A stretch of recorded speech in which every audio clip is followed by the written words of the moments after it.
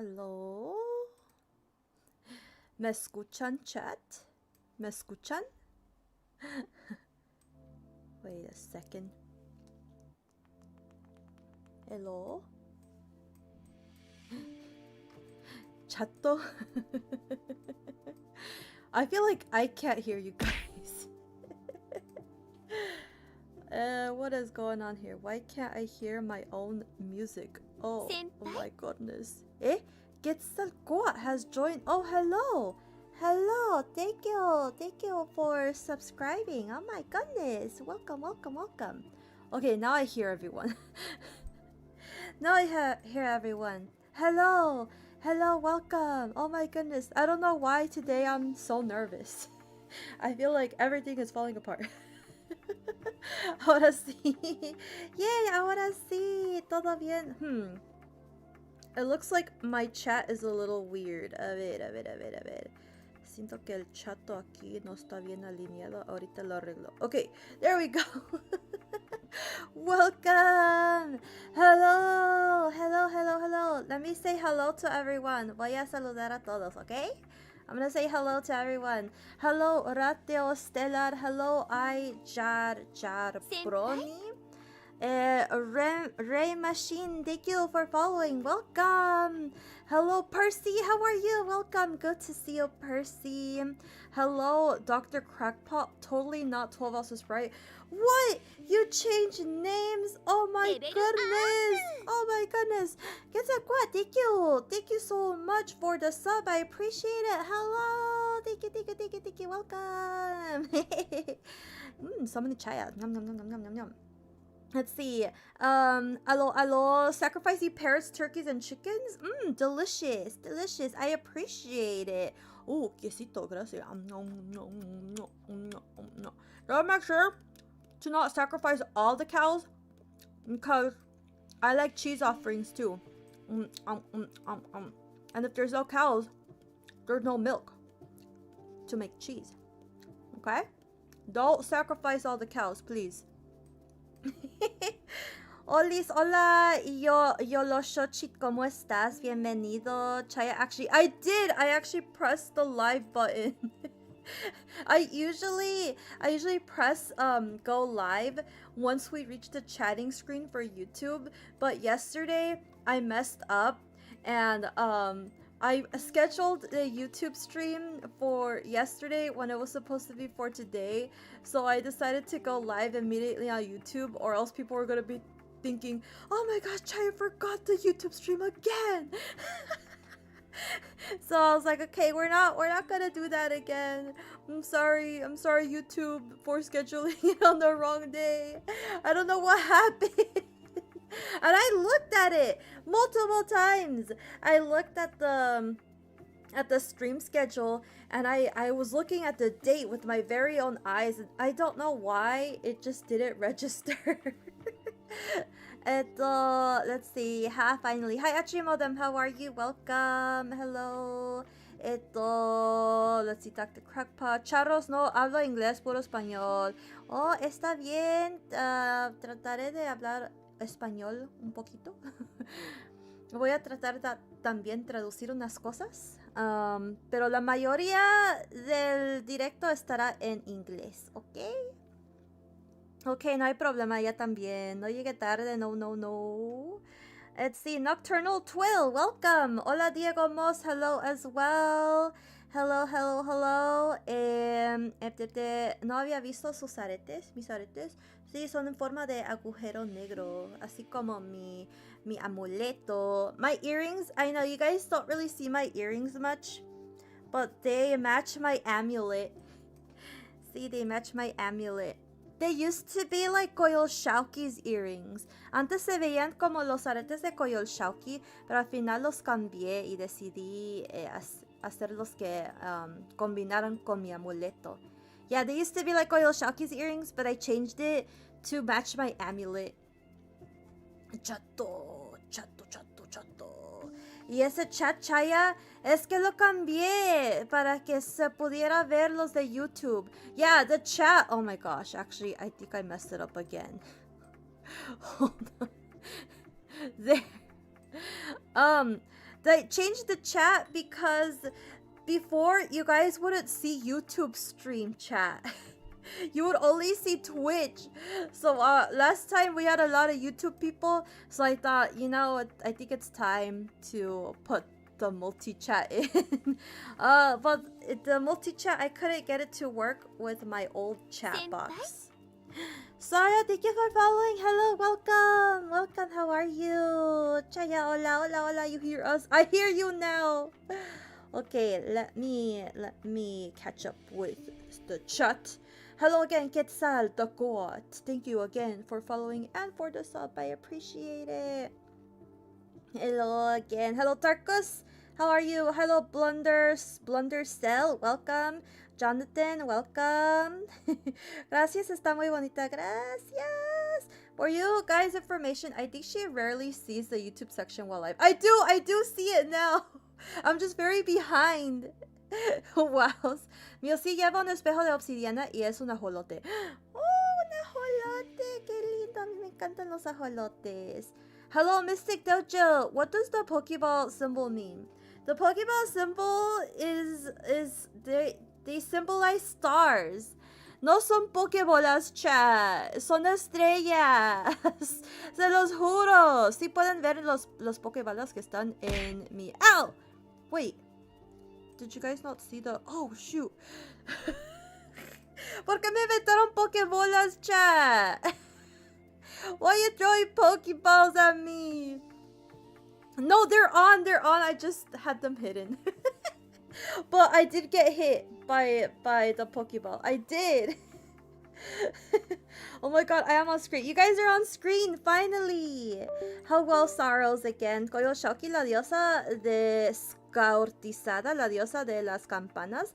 La Teot, hermana de Huitzilopochtli y las estrellas. Sí. ¡No! ¿Por qué me quitaron la cabeza? Apenas iba a hablar que yo pues tengo muchas similitudes con Koyoshoki porque pues el pelo lo tenemos muy similar y bueno también perdemos la cabeza muchas veces. I was just about to say that I took inspiration from Koyoshoki with like my design for the hair, mainly for the hair and the earrings before I changed them, and then of course losing our heads. Me and Koyoshoki, yeah, we go way back. we tend to lose our heads. Sí, una vez también Huitzilopochtli. ¿Por qué me tiré Pokébolas? ¿Por qué? No soy Diglett. Por favor, apláquense, chat. Yo no soy Diglett. Les falta ver más códices. Sí, son estrellas. Soy de México. Hola. Sí, son estrellas, chat. Son estrellas. ¿Y sabes qué? ¿Saben qué? Me dio risa porque el otro día vi que hay peligros si usas cosas como que pertenecen a Pokémon, te pueden demandar. Y yo dije, híjole, ¿y si me demanda el Pokémon Company? ¿Por qué andas usando el símbolo de Pokébolas? Pero no es el símbolo de Pokébolas, son estrellas aztecas. So the other day I saw this tweet saying like, oh, you should be very careful. You should be very careful about like who or what you put on your logos.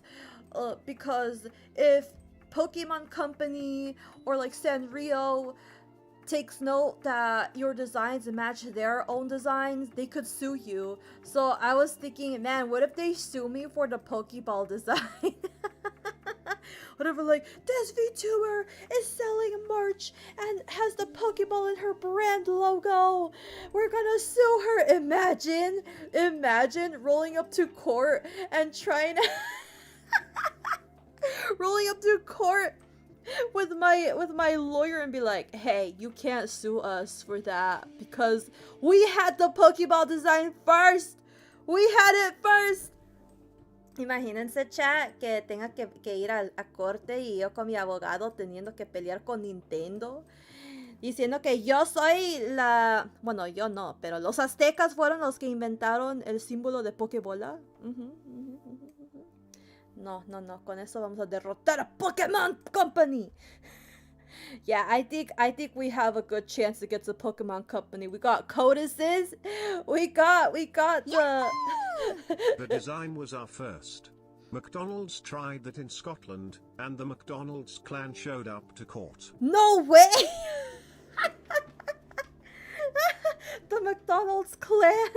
Yeah, the Aztecs had it first. The Aztecs are the true Pokemon masters. Los aztecas crearon el símbolo de la Pokébola primero, chat. Primero. Mi Pantonitio, buenos días. Buenas. Hola, hola, hola, hola. Estrellas ojos tienen un simbolismo, claro.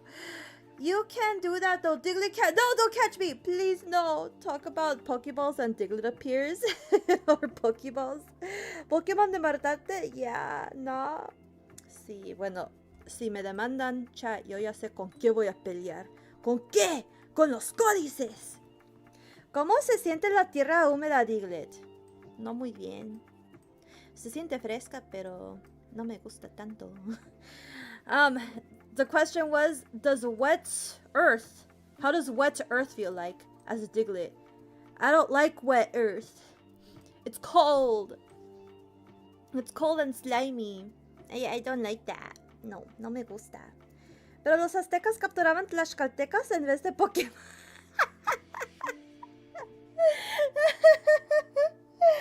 Capturaban a todos, chat, a todos. Pero también los tlaxcaltecas eran Pokémon Masters también. Ellos también se agarraban los aztecas. The tlaxcaltecas also captured the Aztec. Okay, it was a mutual thing. It wasn't like the Aztecs bullying everyone. They all bullied each other. Hello, hi, cousin reports. Hello, how are you? Citlali. Los aztecas mexicas tenían símbolos desde Teotihuacan. Si los teotihuacanos y los aztecas eran uno y lo mismo. Just say if you sue me, the stars will fall. Exactly. Exactly. I should get my head back, chat. Let me get my head. Ugh. Ah, ya. Tengo mi cabeza. Ya encontré mi cabeza, chat, para que no los esté aquí asustando con el Diglett. Diglett Chaya. Wet. ¿Es un acto de reparación cultural o lo copyright de Nintendo? Ah! Wait, so was the OG Pokemon. Actually, our OG Pokemon Master... Oh! Our OG Pokemon Master...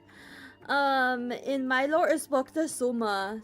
Tenemos a Moctezuma, el original Pokemon Master. No el segundo Moctezuma, el primero. We have Moctezuma Ilvikamina as the Pokemon Master. I actually was thinking for the next game, we should just play Pokemon, but I'm going to be Moctezuma. Moctezuma! Hola, ¿cómo estás, Moctezuma? Mucho gusto, Chaya. Hola, ¿cómo estás? Chat, saludos, ¿cómo están? Hola, Moctezuma. Me alegra poder estar aquí contigo y que no estés tratando de capturarme. I'm so glad you're here, Moctezuma, and you're not trying to capture me because you already have me in Tomodachi Life. A promise is a promise. Yes, I agree. I will capture all the Pokemon in Tomodachi Life. Yes, and you might actually become a Pokemon Master in Pokemon Scarlet. Okay? So, hang tight, Moctezuma.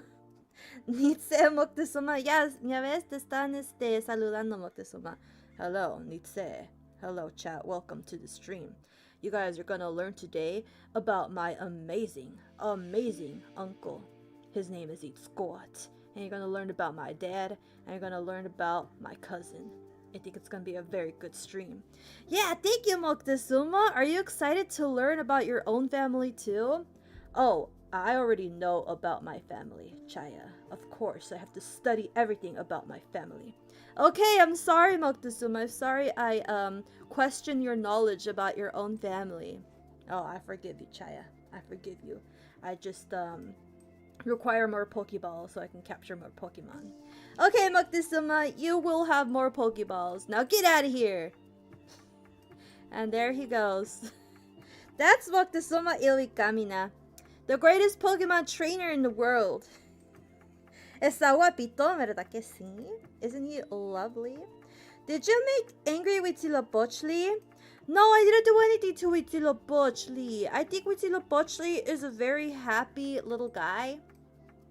In fact, he is dancing to this day. Chats, yo no hice enojar a Huitzilopochtli. Huitzilopochtli, él, nosotros nos llevamos muy bien. Huitzilopochtli and I, we get along very well. Look at him. Does that look like an angry person to you? ¿Acaso Huitzilopochtli se ve enojado? Creo que no. Does Huitzilopochtli look angry? He's dancing. He's dancing. I think he's perfectly fine. Right, Huitzilopochtli? He could just dance on my shoulder. Wait, actually, he should be on my shoulder. Huitzi! Vente aquí, Huitzi. Let's see here.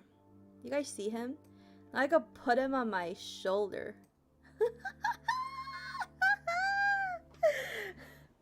Mi pequeño Witzy. He looks so happy. He is happy. ¿Verdad que sí, Witzy? Estás bien feliz. Oh yeah, I should put him on this side because then he like... Don't fall off, Witzy. Don't fall off. Espera, aquí es español. Está en español y en inglés, chat. No se preocupen. Today, it's a bilingual chat. It depends. If there's more like, if there's a lot more English speakers, I speak English. If there's a lot more Spanish speakers, I speak Spanish. Love how your content is very educational. I've been trying to learn about my culture. I'm glad you enjoy it. Today we're gonna learn a lot. We're gonna learn a lot. This is one of my favorite stories, actually. I really like the story of the Aztec Triple Alliance because it features my favorite Tlatoani Mexica, and that is Itzcoat. He's so cool, baby. Funny little dude. He is so funny. He's a cutie. Could you do a review for Ocelot in For Honor? Ocelot in For Honor. What's that? Well, this can work upon my Mesoamerican classes. Upon my Mesoamerican classes has done for now. And I speak both, but not Nahuatl. Oh, I want to speak Nahuatl. We should have a Nahuatl practice stream. Would you guys be down for that? Chat, ¿les gustaría tener un directo donde practicamos el Nahuatl? Porque eso sería muy divertido. Ocelot, you mean Metal Gear? That would be interesting. You think so, Percy? Yeah, that would be a lot of fun.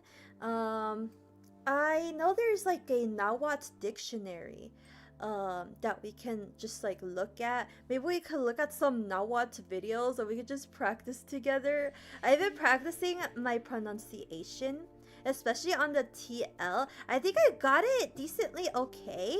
I don't know if you guys can hear it. Like if I say Quetzalcoatl. Did you guys hear that? Quetzalcoatl. But when I was looking up videos on how to pronounce the TL, some of them pronounce it as like a click, like Quetzalcoatl. And then others do a loud Quetzalcoatl or Quetzalcoatl. Quetzalcoatl or Quetzalcoatl. I guess we'll find out. I also have a friend who speaks native Nahuatl, like they are a native speaker. And she is the one that helped me in my wait, I'm gonna put the Huitzilopochtli on my head. She is the one that helped me with my lore video.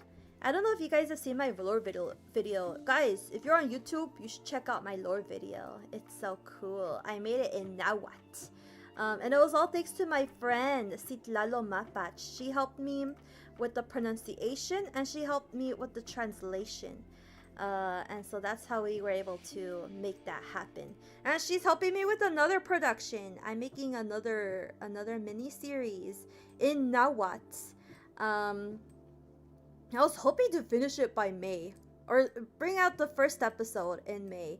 But we got a lot of other cool things that are coming in June, and I had to prepare for that. But you guys will see it soon. I'm really excited to show you guys. Yes, please, I want to learn Nahuatl. Yeah, that would be so fun. Yeah, we could definitely do that together. Prima, do you have any book recommendations for Mayan history? So I haven't looked super deep into Mayan history, but there is a book that I checked that I bought actually a while back. I'm trying to see if I could find it.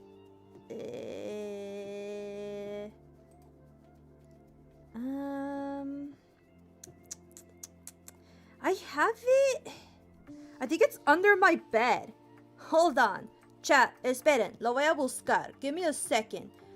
I leave you with dancing with Huitzilopochtli for now. Wait, Huitzilopochtli, you can't come with me. Wait, lo voy a buscar. Denme un minuto, okay? Aquí quédense con Huitzilopochtli. I'm gonna look for it. I have it under my bed. 1 second. Behave! Behave!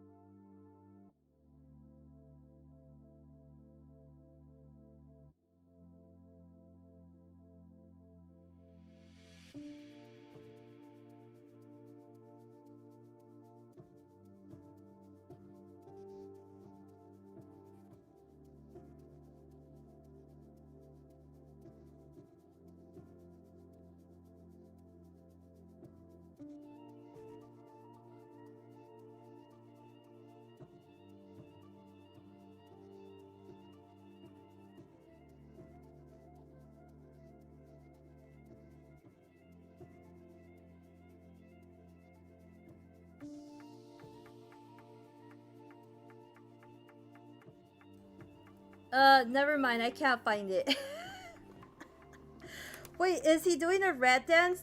He is doing a red dance. Sorry, chat. I can't find it. I thought it was under my bed.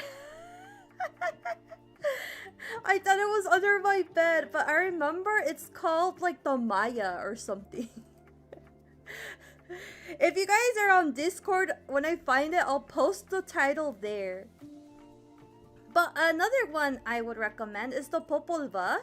You could probably just look up the Popolva and read it. That's a primary source of Mayan mythology, and I think it would give you a good insight into what they were like.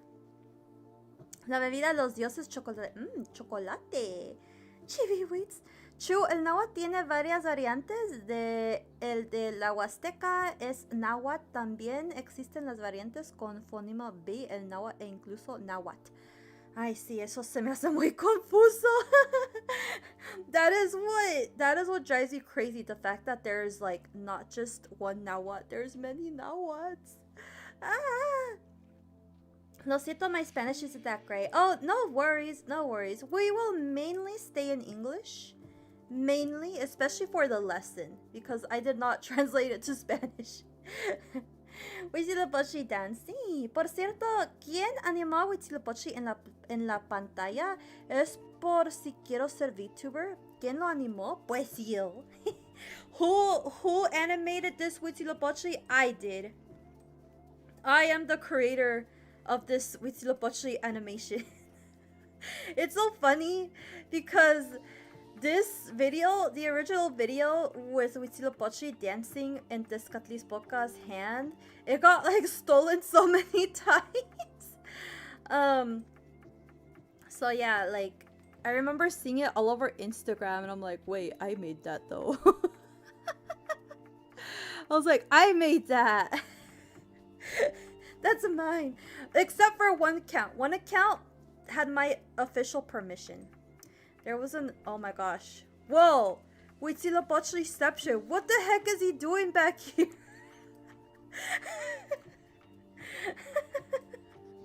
I just got rid of Huitzilopochtli only for Huitzilopochtli to be behind me again! Yeah, there was one account that had my official permission, and they asked me, they were like, can I put it on Instagram? And I was like, for sure! But then the other ones, the other accounts that took the video from that account, they're the ones that stole it. Give me a sec, I'm literally a librarian. Shilam Balam. Budapecha Empire is so interesting. I love the Budapecha Empire. It sounds so interesting too. The fact that the Aztec just left them alone. Because they're like, nah, we're not gonna deal with the Budapecha. They're too crazy for us. The Popol Vuh is actually second-handed because what we have is a translation made by a Catholic friar of an earlier scripture. Ow! That is true, but as is the case with a lot of pre-Hispanic codices and pre-Hispanic material, a lot of the primary sources, pre-Hispanic influence, were lost, sadly. That's why I still consider even like colonial texts to be a primary source. Because usually what happened is that native writers and native scholars or scribes, they were the ones that would write the material. Of course, with a little bit of like colonial influence and supervision. So it's as primary as you can get in some cases. Los Michoacanos pescadores, los tarascos. Oh, I learned a variant that's called the noble language. I forgot the name. I need to practice it again. Whoa. Also known as classic Nahuatl. Yeah, I remember when I was reading, I think the book was called The Fifth Son.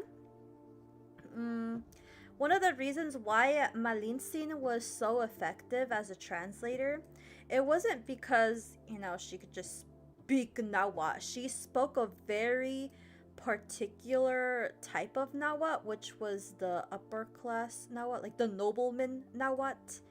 And she also knew about how to maneuver political talk. And so she was a very effective, what would be the word? Delegate for the Spaniards.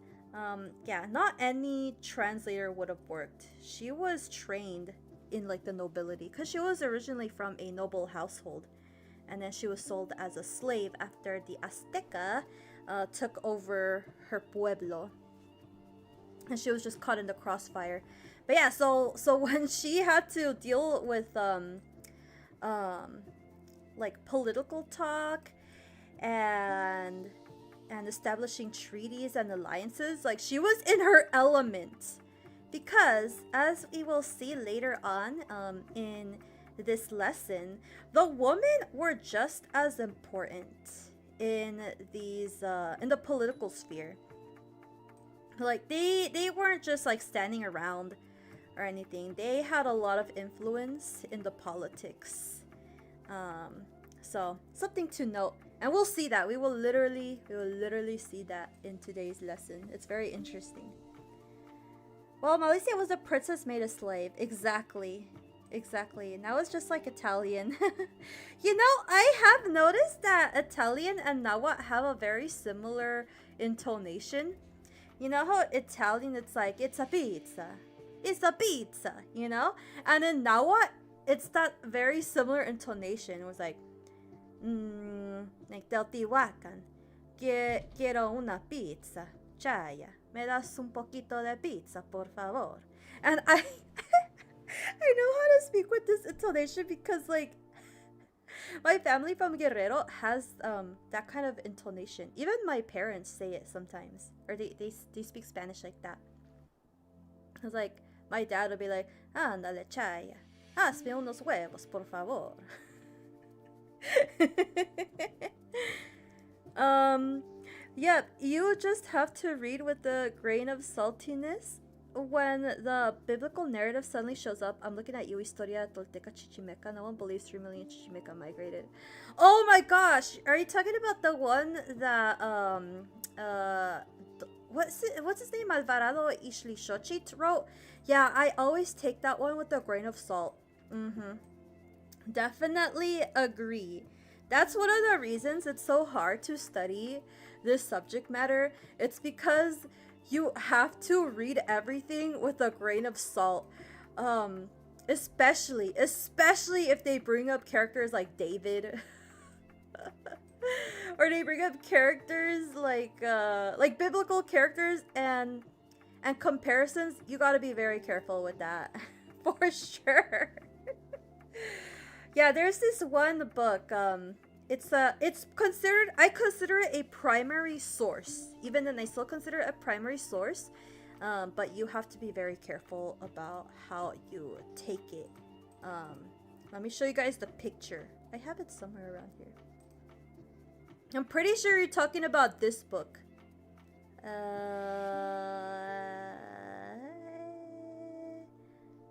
Let's see here. Where's that book? Where's that book cover? I had it around. Oh, this one! This one! This one. Oh. Well. This one. Historia of the Chichimeca Nation by Don Alvarado Ishlishochit. Yeah. This one. I agree. I agree. Take the stuff in here with a grain of salt. For sure. Even if it's a primary source, chat. This one, just be careful. And Malicia was a very divisive figure, but very demonized. Sad. Oh yeah, yeah. She is very demonized. But she was just doing as Nahua people do. Safety with the Tlaxcalteca, they were just doing as the Nahua people do. And that's something we will once again see later today in the lesson. Cause yeah, just like switching sides and betraying your homies was perfectly fine. You just had to do it. I got The Real Conquest of New Spain written by Bernal Diaz. Oh my gosh, I always think that's such a silly title for a book. Whenever someone is like, yes, this is for sure the 100% real, absolutely no bias whatsoever story. Yeah, it's a little sus. I see nothing has changed. That woman's still important in politics in the land. Oh yeah, definitely. Well, it depends on the area. In the area, I feel like women have been like, they're not looked at in the same respect as men, which is a tragedy. It's very sad. And I guess even in ancient times, I wouldn't say they were looked at like less than men, but they definitely had a specific role separate from men. I wonder how Mexico would have developed if the Mexica didn't fall. I feel like the Mexica would have fallen eventually and just another empire would have taken place. In our timeline, as we know it, it was the Spanish that kind of, took dominance. But I think the Mexica would have fallen eventually. Probably would have been taken over by like the Mixtec or the Purepecha. Cause really no empire lasts forever. No empire lasts forever. The damage the Spaniards did to Mesoamerican history infuriates me. It is very horrible. It is very, very, very horrible. I try not to think about it because then I feel like my heart is like crumbling. It feels like I'm free falling. Where it's just like, oh my gosh, we can't even go back in time to like see how it was like. There's just no way. Like in physics, you literally cannot go back in time. Like even with all the science in the world, it is impossible to go back in time. Ah! Yeah, I can get really weird if you don't pay attention to what you're reading. Oh, yeah. No quisiera saber con qué salsa acompañarían esa pizza, pizza pilati. Honestly, just turn Mexico City into the Venice of Latin America. The city is sinking.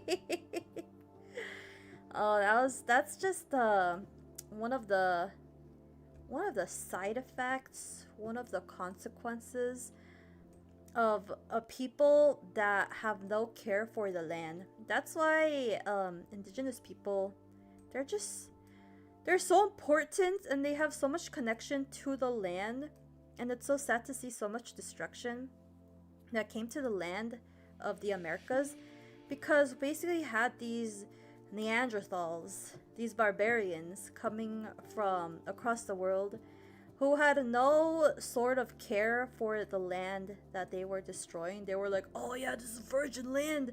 Oh yeah, we could do whatever we want with this land. When that land had just so much history and was taken care of by the people of that land for generations after generation. And so they know the land much better than anyone else. And to have it destroyed by interlopers is very devastating. Let's see. The other one relates were way more silly anyways. She just did what any human would. I love how you can see the Aztec Purepecha border in Michoacan. Oh, I'd have to check it out. Ishli Shochi has to be the perfect counterpart of Diego de Landa. He doesn't destroy good shit. He writes the paragraphs of bullshit and then leaves grains of accurate information. At least many cities would have migrated to other places. Yeah, I'm studying in Rome, and there was a big separation between women and political life. It really sucked. Ugh. Many people were pissed at the Mexica anyways, walking on thin ice. The Spanish just stumbled upon. That's actually a misconception. People weren't pissed at the Aztec. They switched sides because that's just what they do. It wasn't out of grudges. It wasn't out of like, oh yeah, we freaking hate the Mexica. They're so horrible.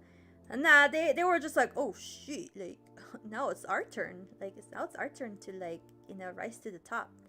So it was less about a grudge. It was more about opportunity. And once again, I keep on teasing the lesson for today. Like, oh, we're gonna learn about that later, chat. But we will soon. I just like to chat with you guys before we enter la lección. ¿Te imaginas una edad media de los aztecas? ¿Cómo serían los cascos con plumaje hermosos? Una edad media, bueno, pues creo sí la tuvieron. Es que con los aztecas, ellos fueron como recientes, chat. Pero sí hubo una época media, lo llamamos la época clásica. So there was like a middle age for the, I guess it wasn't for the Aztec, it was just for Mesoamerica. That's known as the classic period. Indigenous people make sure the land doesn't just suck for everyone. Exactly. ¿Imaginas una edad media de los españoles? ¿Y? Media existió, se llamó encomienda. Ah! Because the Olin. Jaya trying to not leak info about the presentation challenge. Impossible! We should just go into it. Are you guys ready? You guys ready to go into la lección? Really? No grudges? Huh? Well, I guess it was just opportunity, as you said. Maybe using whatever grievances as an excuse.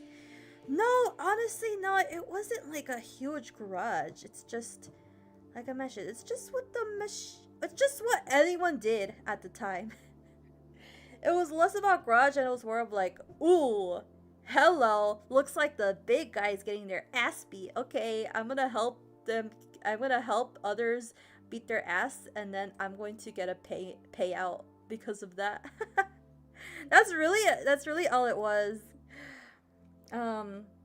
Hola, amor de Puerto Rico. Hola, bienvenido. ¿Cómo estás? Bienvenido. Encomiendas. Oh, no, no te encomiendas. That's horrible. Déjenme soñar, chat. Super ready, high. Nawa mindset. Nawa maxing. Es lección time. Ok, ¿listos para la lección? Ok. Nos vamos a la lección, chat. We're gonna go into the lesson. The lesson will mainly be in English, but I will try to translate like a little bit in Spanish. La lección mayormente va a estar en inglés, pero voy a tratar de traducir partecitas, ¿ok? Ok, chat. I'll be right back. En un momento regresamos, ¿ok? We'll be right back in about a minute. BRB.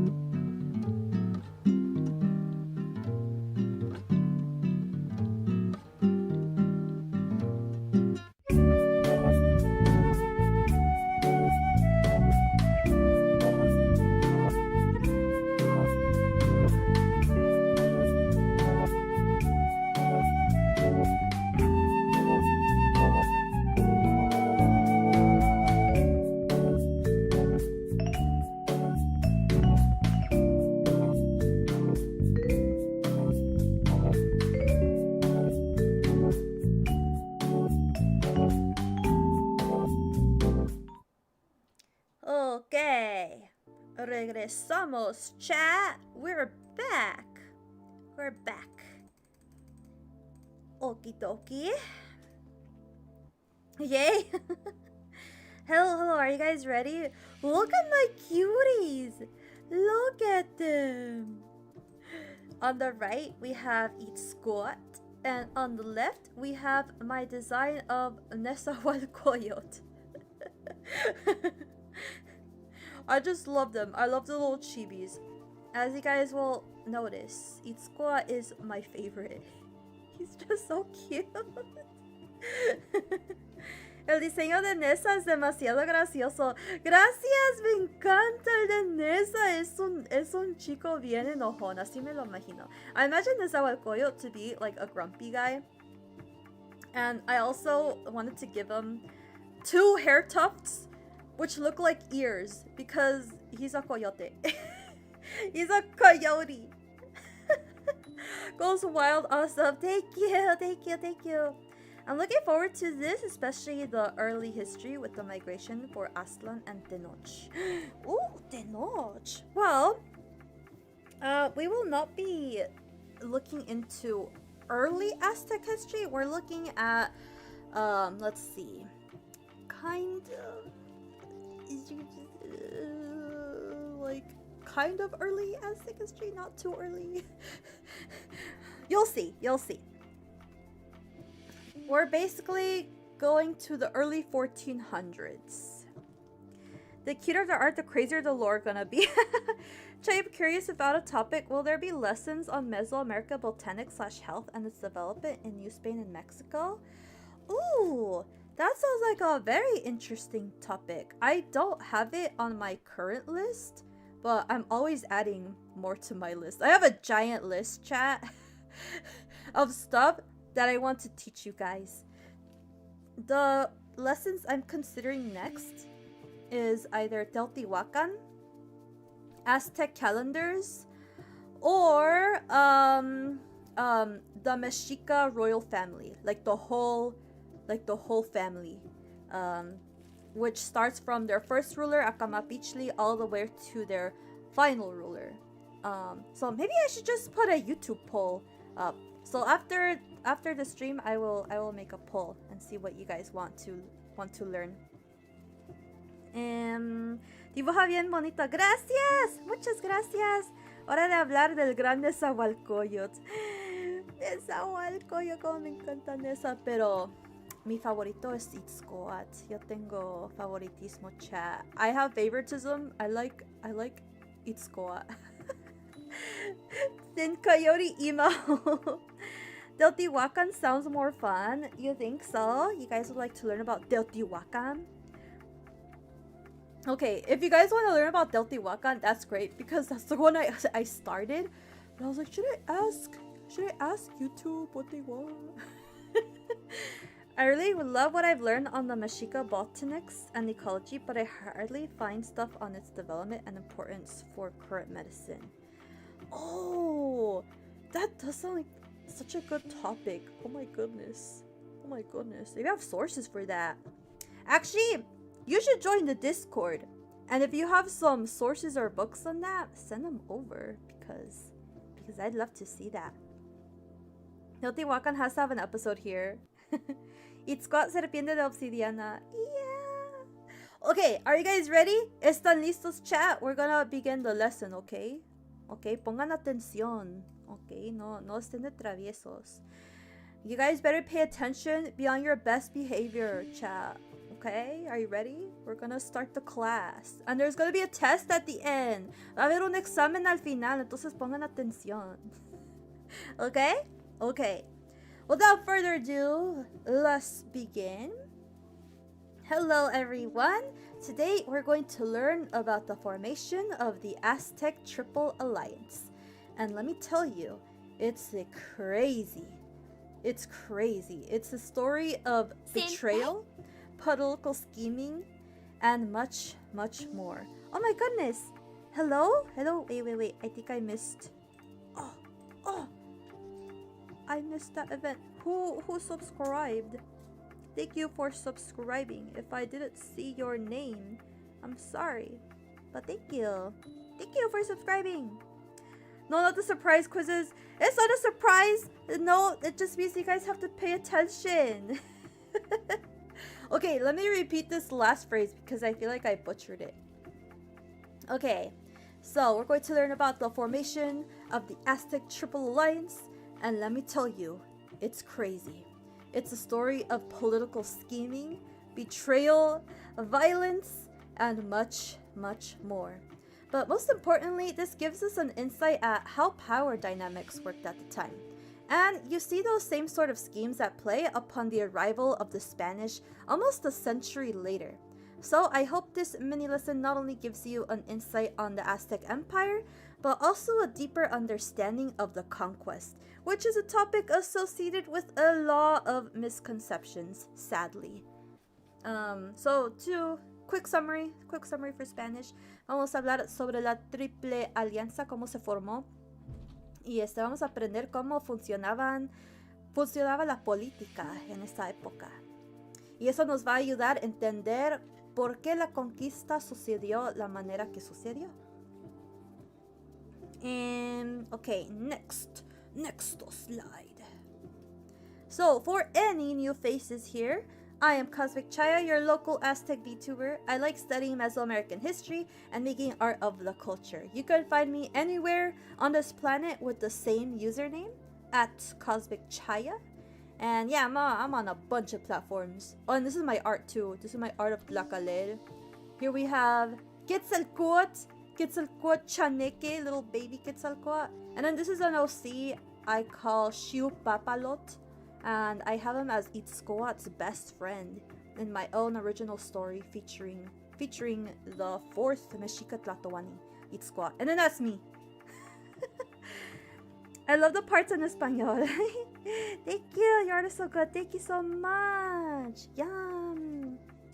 So yeah, I'm on Twitter, I'm on YouTube, TikTok, Instagram. Also Discord. You guys can join the Discord and hang out with all of us. That'll be so much fun. Okay, now back to the lesson. Now, before getting into this epic story, let's establish some vocabulary and general knowledge about the Aztec world in the post-classic era. When referring to this side of history, we often hear the word tribe. It's usually used to describe groups or political entities, but that has led to many misconceptions. For that reason, we will use the framework of ethnic groups and city-states. The Nahua people, for instance, were a large ethnic group in central Mexico, and they're the biggest indigenous group in modern Mexico today.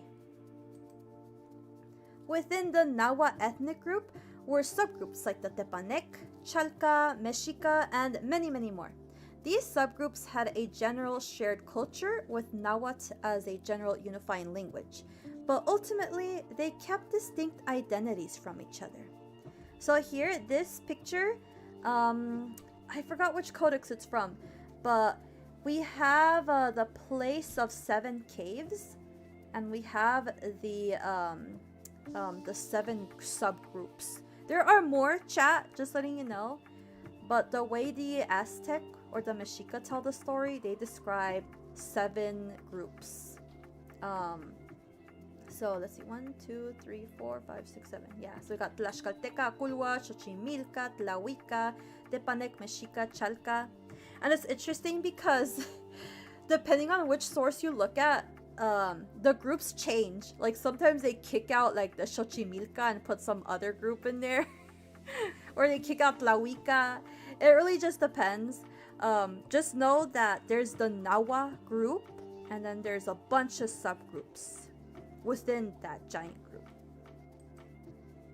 These subgroups built and ruled over city-states, which were complex urban centers with governments, economies, social hierarchies, and most importantly, the appointment of a legitimate ruler known as a Tlatoani, a chief speaker.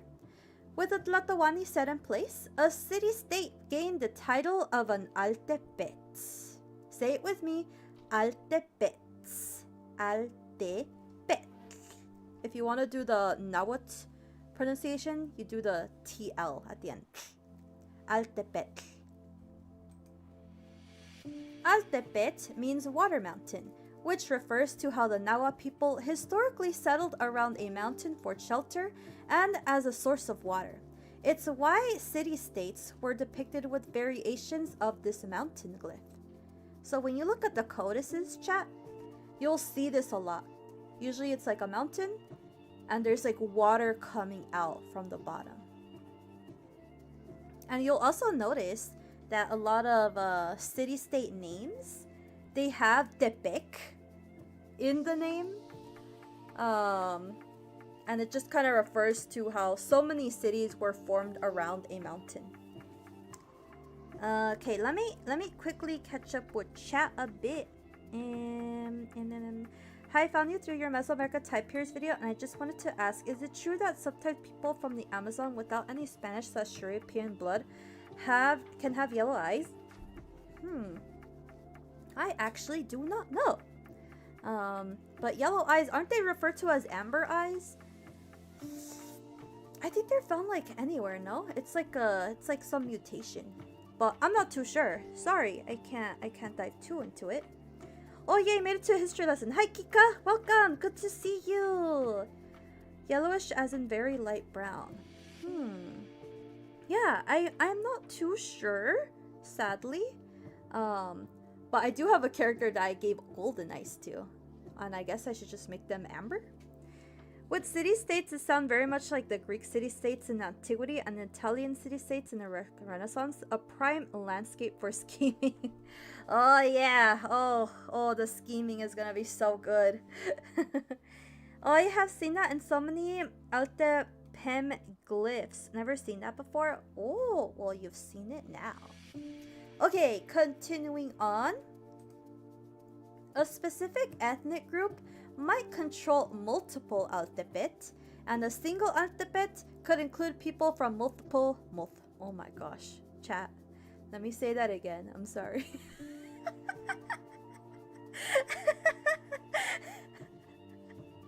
This is what it's like when you record YouTube videos too. It's like you mess up so much words and you have to do it again.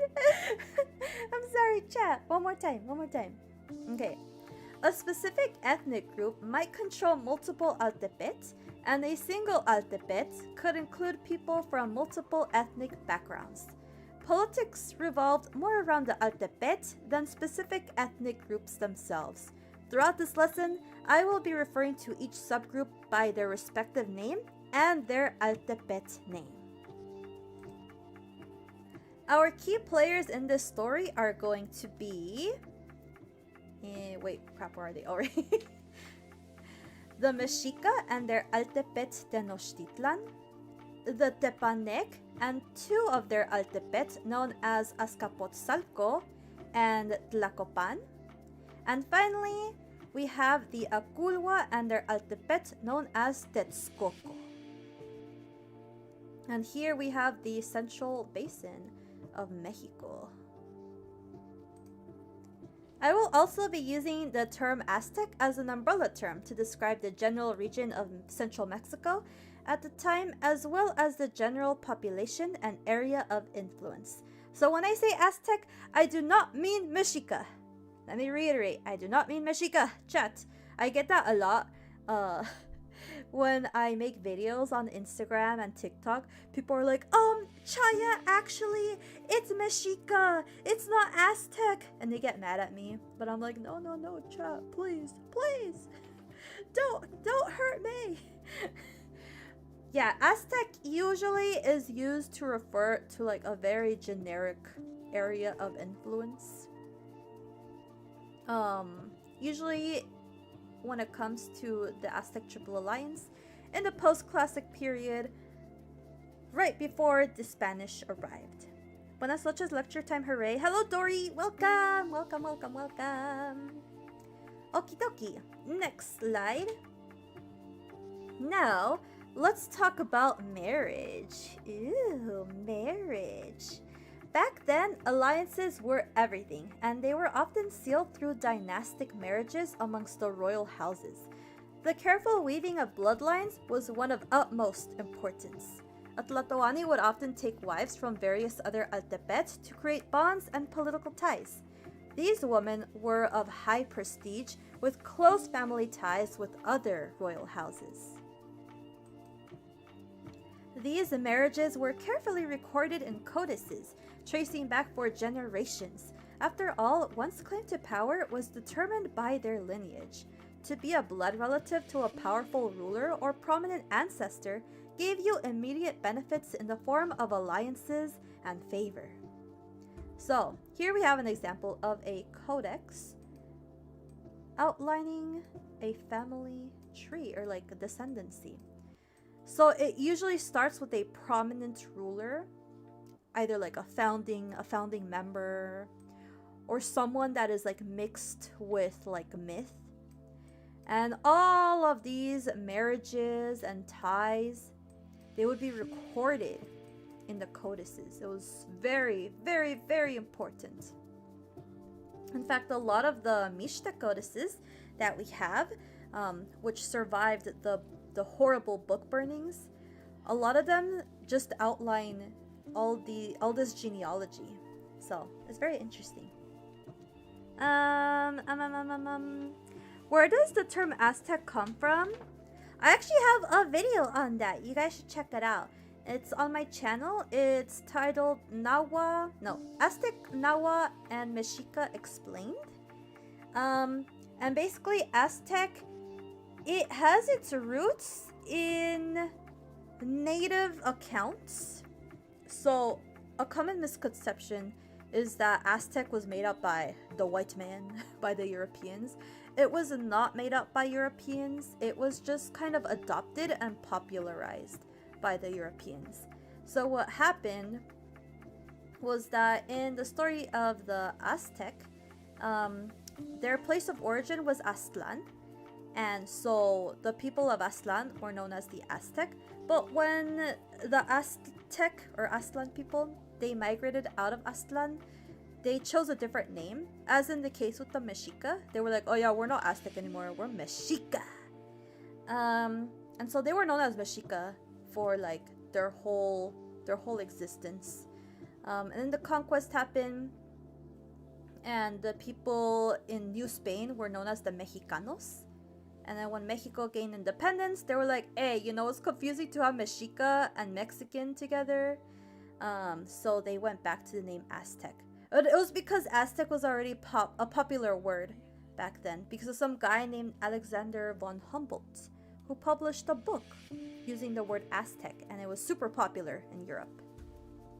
Tonight the music seems too loud. Wish we could lose this crowd. Oh? Wait, are you talking about my music? Are you talking about my music or your background music? The confusion around the use of Aztec is a misconception trying to dispel another misconception from what I know. Apologies if I keep this in the background and listen again later. My volume is weirdly low. Oh, I hope it's not my volume. Let me know. No, not the background music. When I heard, like, you know, marriage, I was just like, had to say. I'm gonna try to speak a bit louder and get closer to the mic so you guys can have better audio. Okay, continuing forward. Within these marriages, it was very important to establish a primary wife who would embody the most important alliance for an altepet. She would be the one to bear the most legitimate heirs to the throne. After all, not every wife was seen as equal. Some were simple concubines with no prestigious bloodline to lay claim to the throne. This is why the primary wife had a powerful role. However, if the king favored a specific wife, her home altepets would benefit politically, even if they weren't a primary wife. This created tensions and intense rivalries among the women and even the children. It was its own kind of battleground, filled with political scheming and social maneuvering. Lastly, if no primary wife was appointed, it would quickly result in a power vacuum. So yeah, the girlies, they would also scheme, chat. They would scheme a lot. Here I just have like a... This art was made by Ajolito. I don't know if you guys can see the label right here. Please check out Ajolito. They are an amazing artist, and they made this beautiful art of the different ladies. The way I would have watched this. Oh my gosh, this would be such a good such a good novela, to be honest. We will. Yay! Okay, next slide. So now that we understand ethnic groups, altepets, and alliances, let's go back in time to the early 1400s. The Triple Alliance had long yet to be formed. Instead, there was a different powerhouse at play. Do you guys want to guess who the different powerhouse was? Do you guys want to guess who it was? I will give you a hint. They are on this map. They are on this map. You guys want to guess who was the powerhouse? It wasn't Tenochtitlan. They were very small back then. They were very small. Okay, let's see here. It's just like one of my historical C-drama. For real, for real. Remember I mentioned earlier that I'm writing a fic that that features each squat. The fic that I'm writing, it takes place during this this craziness. So do look forward to it whenever I release it. I have the first 2 chapters done. 3rd chapter is almost done. So yeah. But yeah, dude, the drama goes crazy for sure. That's a pretty good idea for a novela, for sure. Okay, we got Azcapotzalco, Tlatelolco, interesting. Namaya, Tlacopan, Azca. Are they on land or in the lake? Well, they are on land. Azcapotzalco, Stop This Madness, actually dope because I need to watch. Senpai? Juju Voodoo, thank you for the follow. Welcome. How are you? Okie dokie, we got some pretty good guesses. Let's check out who the powerhouse was. Let's check it out. Excuse me, sorry I had a burp. Our key player is Azcapotzalco, an Altepet formed by the powerful Tepanec people. At the time, the Tepanec dominated the central valley of Mexico.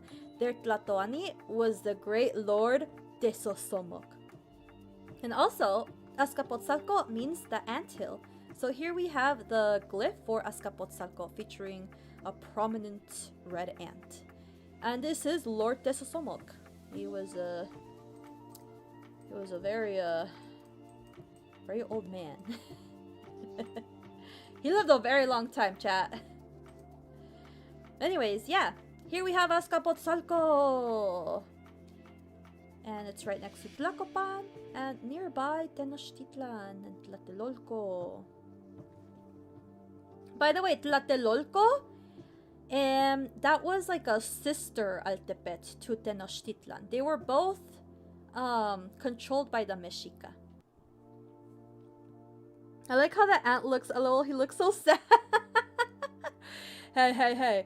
Do not underestimate this mighty red ant.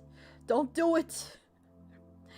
I do. How are you? Saw your Mesoamerican time periods video. Had to follow. Thank you for stopping by. I'm so glad you enjoyed my video. Welcome. Today we're learning about the Aztec Triple Alliance, or at least the formation of it. I need a throne like that. Oh, it definitely looks comfy, doesn't it? It was made out of like a woven reeds. Also, I basically have a fictional pantheon because I created them when I was younger because I did not understand how the world works. It's hard being an ant. Oh, it is, but dude, they're crazy though. I almost died because of ants one time. They're insane, especially when they gang up on you.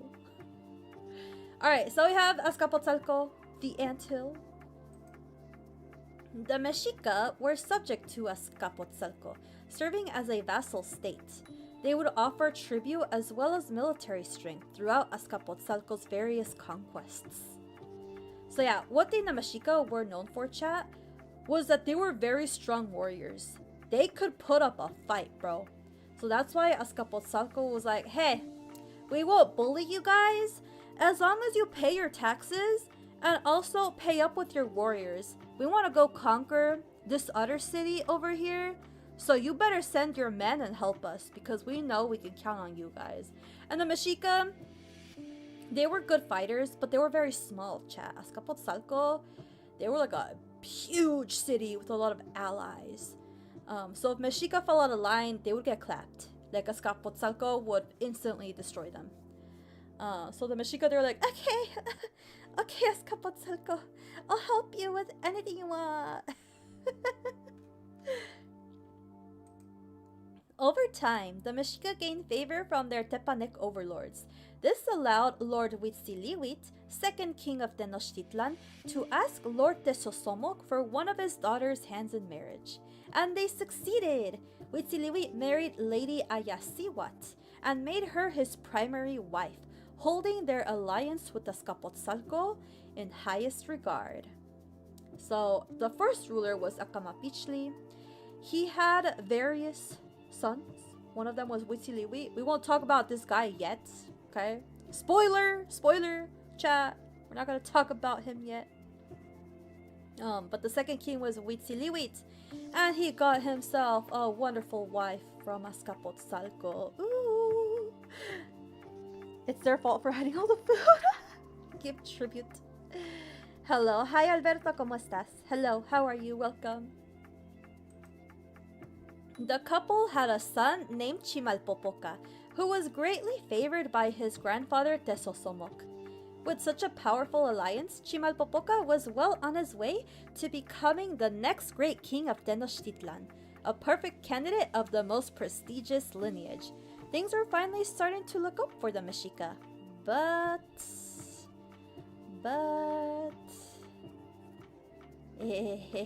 Oh wait, crap, what did I do? Oh shoot. Sorry chat, I messed up. Wait, one more time. Spoiler. But things went downhill when Queen Ayasiwa died. King Huitziliwi died soon after, leaving Chimalpopoca on the throne at a relatively young age. Most sources agree on age 20, but some, as in the case with Diego Duran Historia, it goes as far back as 10 years old. Red Ant Plant Olimar Turtle Baby. What? But yeah, poor Chimalpopoca, he lost his parents. So yeah, Ayasiwa died first. She died from illness. And then Huitziliwi, he died too. Some say it was because of sadness. Others, you know, it's kind of hard to tell why. But yeah, he passed away. And then that left poor Chimalpopoca as a 10-year-old. At least according to Diego Duran Historia. Luckily, King Chimalpopoca still had his grandfather's favor and capable advisors to rely on. One advisor being his uncle Itzcoat, brother to his father Huitzilihuitl. Despite that, tension started to rise as the Tepanek saw the Mexica's rising power. Some Tepanek nobles even started to question Lord Tesosomok's support for his grandson Chimalpopoca and the Mexica by extension. So one of the things that Chimalpopoca did during his reign was that he created an aqueduct. And that aqueduct would take water from a spring that wasn't in use in Azcapotzalco. And so Chimalpopoca, he asked his grandfather, he was like, "Oh, grandfather, can you allow us to build an aqueduct?" And his grandfather was like, "Yes, mi niño Chimalpopoca, of course you can." And Tesosomok spoke with the other noblemen, and the noblemen were like, "Pues ya que?" Like, sure, they can make an aqueduct. We don't use the spring anyways. But then Chimalpopoca was like, can we also have you guys help make the aqueduct?" And that's what pissed Azcapotzalco off, because they were like, "Oh, first of all, you are asking us to use a spring that belongs to us, but we're gonna give it to you anyways because we don't use it. But now you're asking us to build the aqueduct for you? Who do you think you are? Niño mimado." They were like, "Oh, the spoiled brat is asking us to work for him." So yeah, there was a lot of tension starting between Mexica and the Tepanek. So, when Grandpa Tesosomok died, it resulted in an outright catastrophe. Not only did his death mark an end to the Mexica's favor, it sparked a violent power struggle throughout the valley. You see, Lord Tesosomok had many wives and children, which is only natural considering his high status as king of Azcapotzalco, but this proved disastrous as heirs fought for his highly coveted throne after his death in 1426. Before his death, Tesosomok had appointed Tayatzin, son of his primary wife from the Tlacopan nobility. However, another son by the name Maxtla, who at the time ruled the Altepet of Coyoacan, coveted the throne. Shortly after their father's death, Maxtla staged a coup, killed Tayatzin, the rightful heir, and usurped the throne. So yeah, here is a rendition of Tayatzin. Remember that he is of the Tlacopan nobility. And then Maxtla here was like, "Yeah, I want the throne though, so Bye, Dayatsin. Bye. Get clapped. I want it. It doesn't belong to you. It belongs to me. He got the anime protag backstory. By the way, someone has an OC and it says that they are a literal god, but they are the only generation god and they survive 8 generations of god killing each other. Whoa. Whoa. Why so much god killing? Wish I could stay, but I gotta stream. Have fun with the rest of the lesson. Thank you, Kika. I hope you enjoy your stream. Have fun. Hopefully I can raid you later. Thank you again for stopping by. Which pantheon? No, it was a fictional pantheon. Let's see here. Used to have absolutely unhinged lore about my god OCs, by the way. Wow. By the way, the clothing the Aztec wore have been reproduced, like remade, the same way for display. I love that. I love that so much. I'd love to wear a tilmatli one day. Okay, moving on. Chimalpopoca was also one of the victims in this power struggle. Chimalpopoca was close to Tayatsin, and this was more than enough to be considered a threat. And so Mashla had Chimalpopoca assassinated, ultimately shattering the bond that the Mexica had built with Azcapotzalco. Yeah, so Chimalpopoca died. He was assassinated. Chat, he was assassinated. And depending on which source you read, his assassination was a bit different.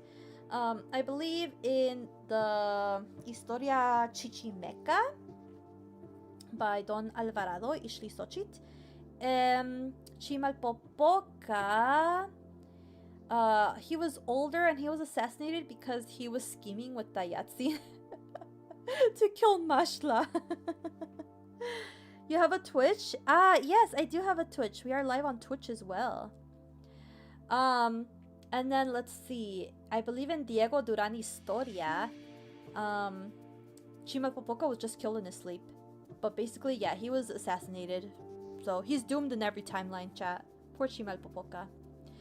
In one of the instances, it is also said that he had a son by then, and the son was also killed. The son was also kaput. W stream twin. Yeah! Yeah, yeah, yeah! Okay, next slide. It is also suspected that Chimalpopoca's death was planned by the Mexica themselves, the main culprit being someone who had the most to gain from the empty throne. Do you guys have any guesses of who that could be? Who could that be? Like, come on, why would anyone in the Mexica want to kill the Tlatoani? Huh, that's crazy. Do you guys have any guesses before I reveal it? I'll give you guys a few seconds while I drink some water.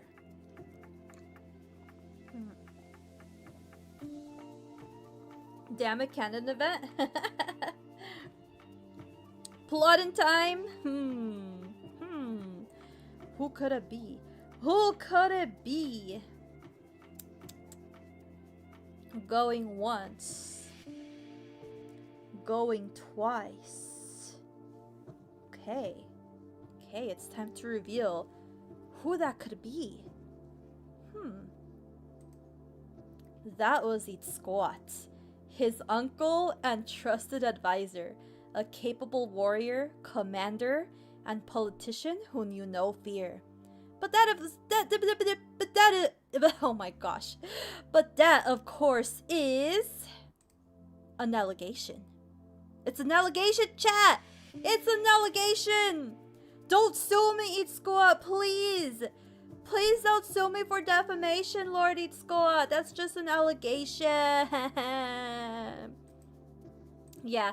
For those of you that know my art, this cape right here is a clue as to who that was. And this is my art of Chimalpopoca. I still need to make an official design for him.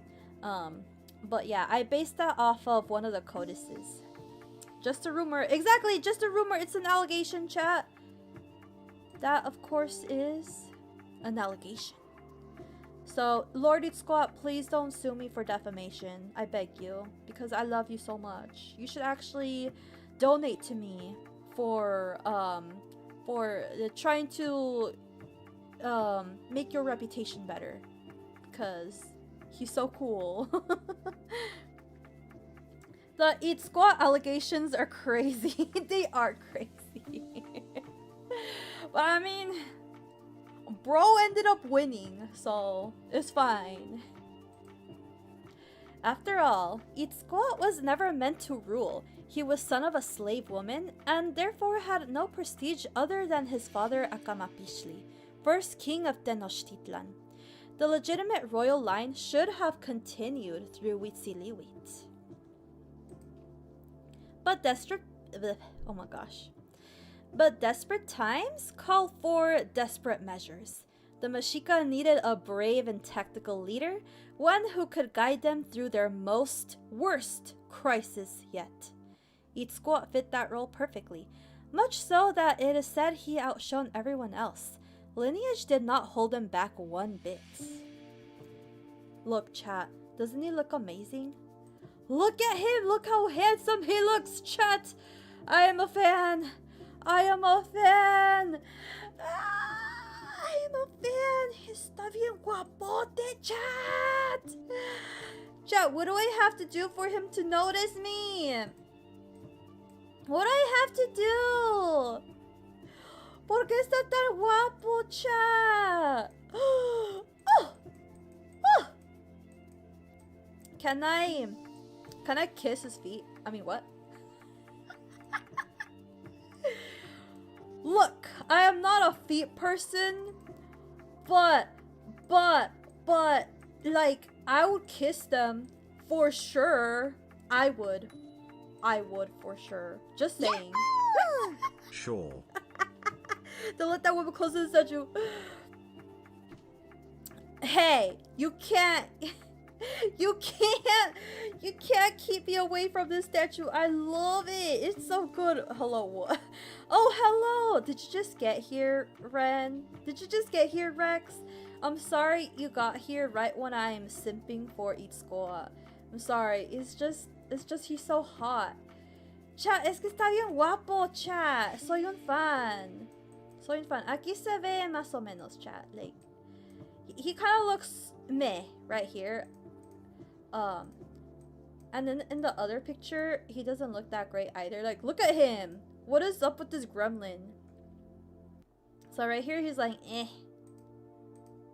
Right here, he's still like, eh. But right here, it's like, oh, wow. Lindo. Qué lindo. Qué precioso. Oh, es mi viejo. That's my man. That's mi viejo. Down bad, lol. Oh my gosh, I just love him so much. Okay, chat. Okay, ya me aplaqué. Voy a tomar un poquito de agua. I'm gonna drink a bit of water.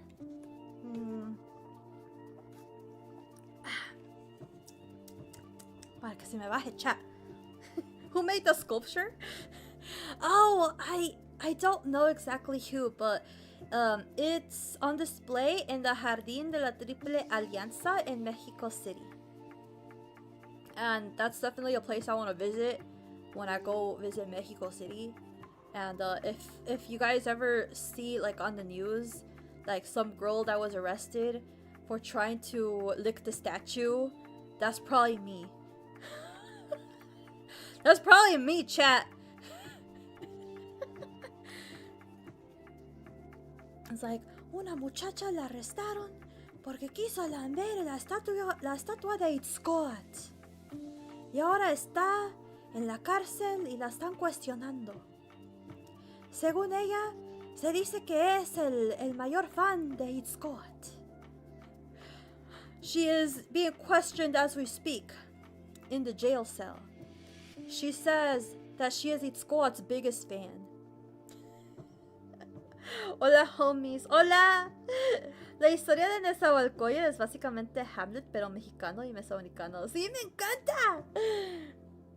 This is the one in Monument de los Indios Verdes. Oh, yeah. Although, I don't think he looks that handsome there compared to here. This one is his best looking one.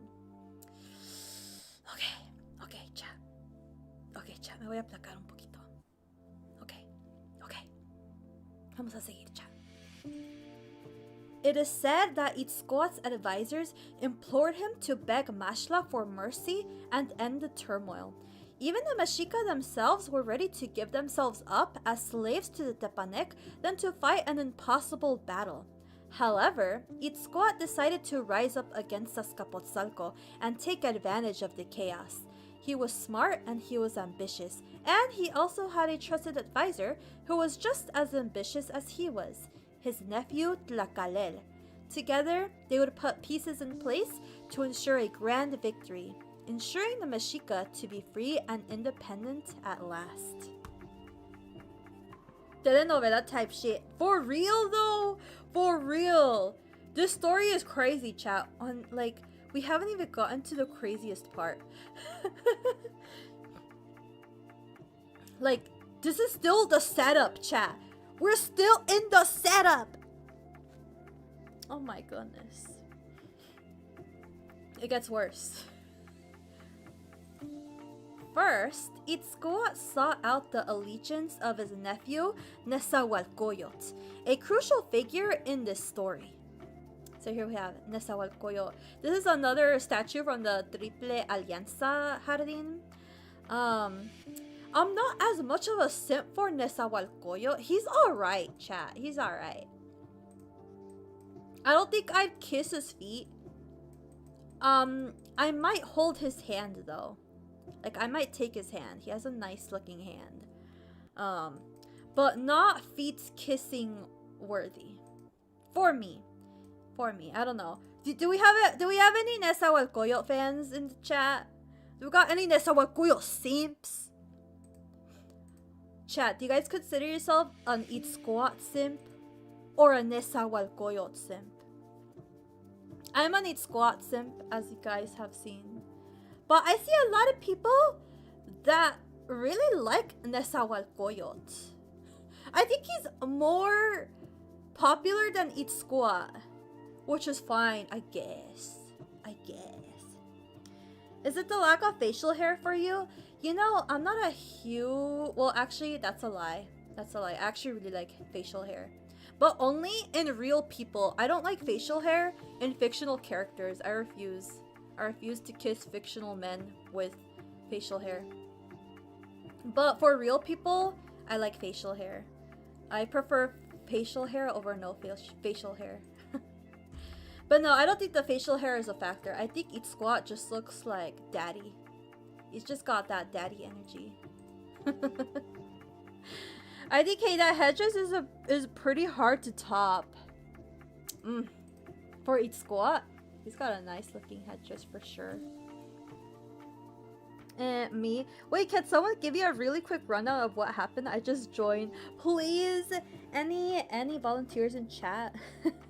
We're kind of still in the setup phase. We haven't even gotten into the real chisme. Well, don't know about simp, but I'm a fan. Okay, fair. Nezahualcóyotl gives soft boy vibes. IDKY. He does kind of got that soft boy energy. I imagine him looking very soft boy, but then you hear him talk.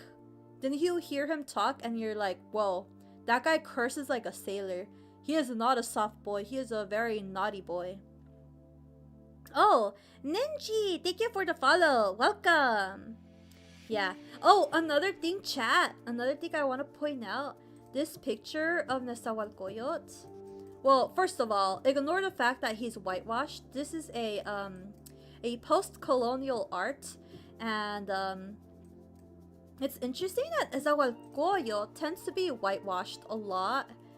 And I think it's because Texcoco wanted to they wanted to kiss up to the Spaniards, honestly.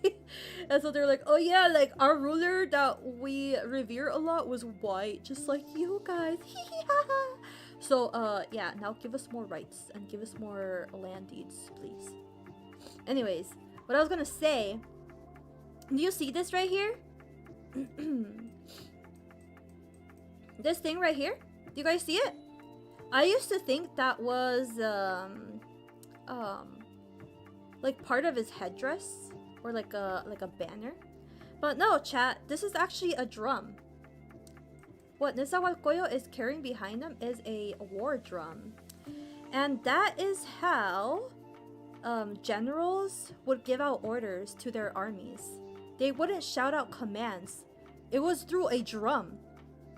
So basically the drum, depending on how they would play it, they would command the army. Isn't that so cool, chat? Isn't it amazing? Ah! Anyway, so yeah, that's why he has a drum behind him. And in the Diego Duran Historia, Itzcoatl is described to use a drum to command his army. So Itzcoatl had a drum just like that. Bro playing them tunes, bro. He be playing them tunes. He's just a princess. Flashbang. There is no such thing as a soft king. White people sigh. Okay. Moving on. You see, Nezahualcóyotl was the rightful heir to the throne of Texcoco, an altepet of the Aculhua people. This was significant because Texcoco had existing beef with Azcapotzalco that went way back to when Lord Tezosomoc was still alive and thriving. Let's go back in time a bit and check out Nezahualcóyotl's lore. So yeah, bro, like, Nezahualcóyotl, he had that beef with Azcapotzalco. Like, I'm telling you, we're barely getting into the chisme. Barely, like, the drama is just starting. Okay.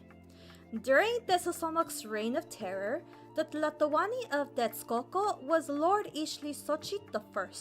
He was the father of Nezahualcóyotl. Due to Azcapotzalco's dominance, King Ixtlilxochitl had an Sorry, I need to repeat that. Due to Azcapotzalco's dominance, King Ixtlilxochitl I had an Azcapotzalco woman as his primary wife. However, he sometimes favored his Mexica wife more.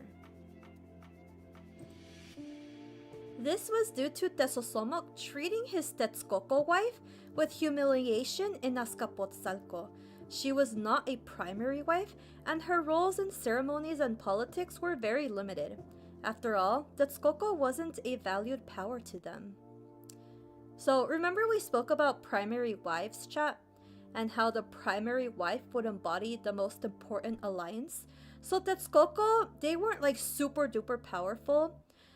But Azcapotzalco was. So for Texcoco, they had the Azcapotzalco wife as like the primary wife. But for Azcapotzalco, they were like kind of whatever about Texcoco. They had another woman as the primary wife from the Tlacopan nobility. Because Tlacopan was also of the Tepanec people. So they preferred to, you know, keep the power within themselves. They took his dad. They did take his dad, bro. They did take his dad. So yeah, that is the Texcoco wife. Poor Texcoco wife. Can we get an F in the chat? Poor Texcoco wife. Pobrecita. Well, she didn't die. She didn't die, chat. Don't be scared. She didn't die. We're gonna see what happened, chat, because this chisme gets crazier. The Texcoco wife was so miserable, she eventually fled the palace and returned home, remarrying a man from her own town. So yeah, the girly pop right here from Texcoco, she was like, screw you, Azcapotzalco, bye! So she left, bro. She just went back home. Bye, Lord Tezosomoc. I don't care for you. I wanted to do a I was so close to saying somewhat dirty joke, but no, I will restrain myself. I will restrain myself. Okay, chat. I will restrain myself. Yeah, fuck this shit, I'm out. No, what? No, you guys want to hear it? Oh my gosh. Oh my gosh. You guys want to hear it? Yeah, I do that too. Yes, of course. Oh my gosh. Okay, fine. What I was gonna say, chat, I was gonna say. that the Tetsuko wife left because she was like, bye, bye, Lord Tesosomok, your peepee was small anyways. That's what I was gonna say. And who's to say? He was old. He was old. Look at him, chat. Look. Look. That's the thing, bro. Like, sometimes these Tlatoanis were, like, old. They were so freaking old. And, like, they would get themselves, like, a mujercita. Like, look at this beauty, chat. Look at her. She's freaking gorgeous. And she gets stuck with this guy. Este vejestorro ruco.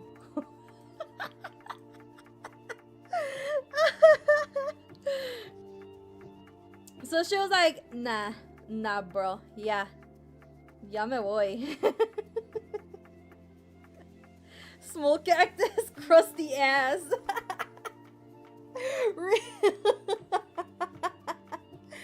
Exactly. Oh. Now, of course, that didn't go super well with Desosomok's ego. So we're gonna see what happened next.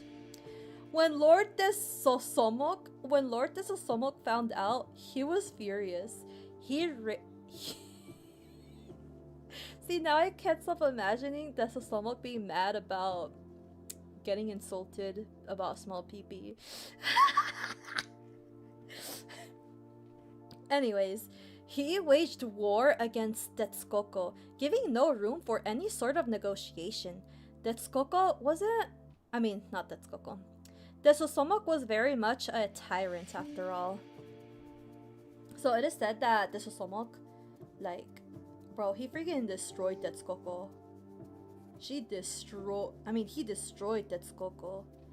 Like, even the little kiddos that were part of the royal family, he would just kill them too. Pobrecitos! Poor Tetsuko! Save them! Excuse me. It's another layer of insult. When Tetsuko nobles... Oops, sorry. I misread that. The Tetsuko nobles were killed, and so was Lord Ishli-Xochitl. So look at them, pobrecitos, they were all killed! Desosomok placed his own ruling class instead, having the Tepanek ruling over the Akulwa Altepet of Tetsuko. However, one of Ishli-Xochitl's sons survived. Oh my gosh, chat! Who could it be? Who could have survived this grand ordeal? So yeah.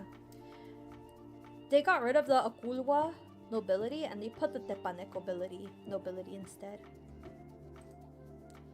So, the surviving son, the surviving member of the Akulwa household, that was Nezahualcoyotl, son of the Mexica wife Matlasiwat, who was Itzcoatl's sister. He was 15 when he lost his father.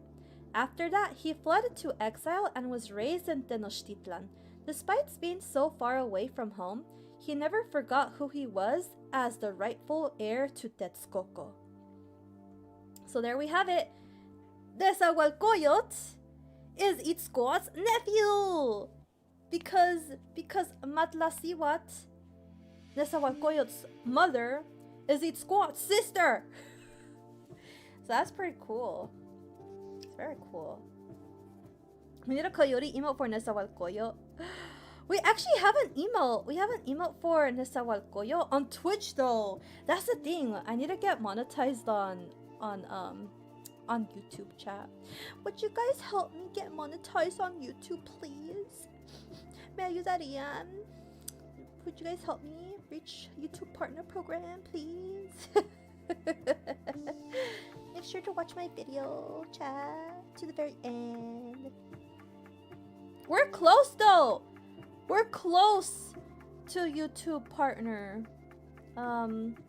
Hopefully these next two videos that I'm gonna make will get us to YouTube partner.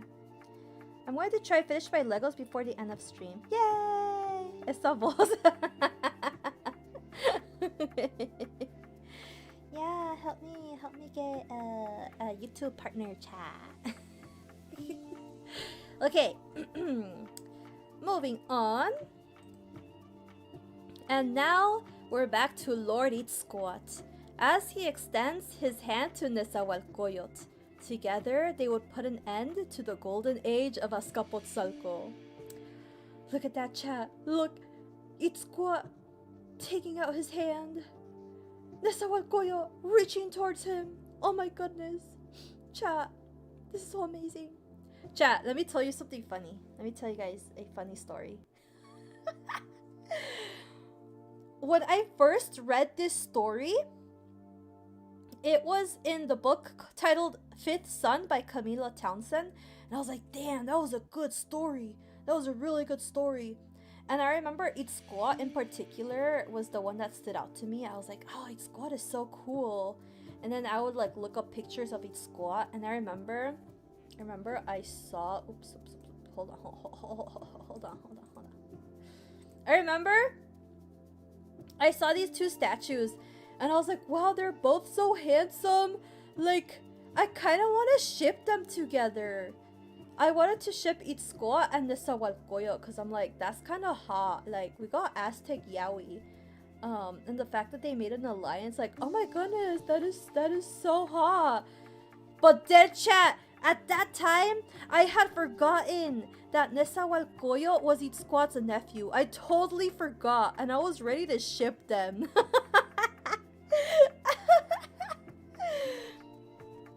And I remember I like just mentioned it in the comments, and the friend was like that's kind of weird because Nezahualcóyotl is Itzcoat's nephew, and I was like, I couldn't ship them, chat. No. I did not ship them. In the end, I canceled it immediately. I was like, okay, no, we're not doing that. We're not gonna do that. So before you guys are like, Chaya, you were into incest. No. It was just because I was stupid, and I forgot that they were related. I just forgot they were related. Okay. I just forgot. Now I ship Itzcoat with someone else. I ship him with an OC. We still have Aztec Yaoi. But just not incest Yaoi. Okay? No incest. The forbidden Yaoi. Que mañosa chaya. It's all big family drama, this one. It is though. No, that's literally what the wars are though in Mesoamerica. It's just family drama. Another toxic incest Yaoi power couple. No, we're not doing the incest Yaoi. We're not doing that. Not the family caught blood. Cancel. I'm getting my cooler uncle to help kill my lame uncle. Is there any good Yaoi potential that isn't problematic? No, we're making it work with Itzcoat. Not with Nezahualcóyotl though. We're not gonna ship them.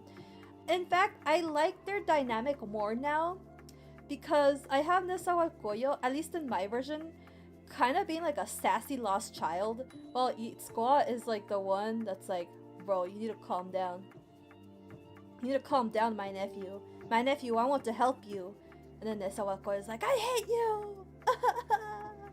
I'm depressed! And Itzcoat is like, no, Nezahualcóyotl, you have to like get it together, bro. Cause Itzcoat kinda he kinda took the father role for Nezahualcóyotl, which is lovely. It's absolutely lovely. Okay, moving on. Let's continue. So, the first course of action was to put Nezahualcóyotl back on his rightful throne in Texcoco. This meant they had to expel the Tepanec rulers who had been planted there by Lord Tezosomoc. So there we have Nezahualcóyotl. He's pissed. Other people that had allegiance to the original Texcoco noble household, they were also pissed, and they were like, alright, Tepanec, you better get out of here. This also meant going against Mashla himself, as he was the new ruler of the Tepanec. The Mexica would supply military power, and Nezahualcóyotl would rally his people to push back the Tepanec forces. and with their forces combined, they succeeded. Mashla was said to have fled, and the grand city-state of Azcapotzalco fell to ruin. Their defeat was so bad, it is said that Azcapotzalco became a slave market, a far cry from their days of glory under Tesosomoc. So here, this is an art featuring the Battle of Azcapotzalco. Right here, we see Itzcoatl, as you could tell by his glyph. So anytime, chat, that you see this glyph, a snake with spikes on it, that's Itzcoatl. And here he is destroying the city of Azcapotzalco. So yeah, and you know what's cool, chat? Look at this! Look at this! Look! Hold on, hold on. The girly pops are also fighting in the war. Yeah, the woman would also just pick up the sword and shield, and they would just fight, bro. That's really cool. And of course, we see that they would perish to the hands of each squad. Here we see another soldier. This is actually when I was making the OC to ship with each squad, this was actually the inspiration, because I saw this character behind each squad and I was like, oh, yeah, I shipped them. I shipped them, chat. For sure. Right here, they're totally in love.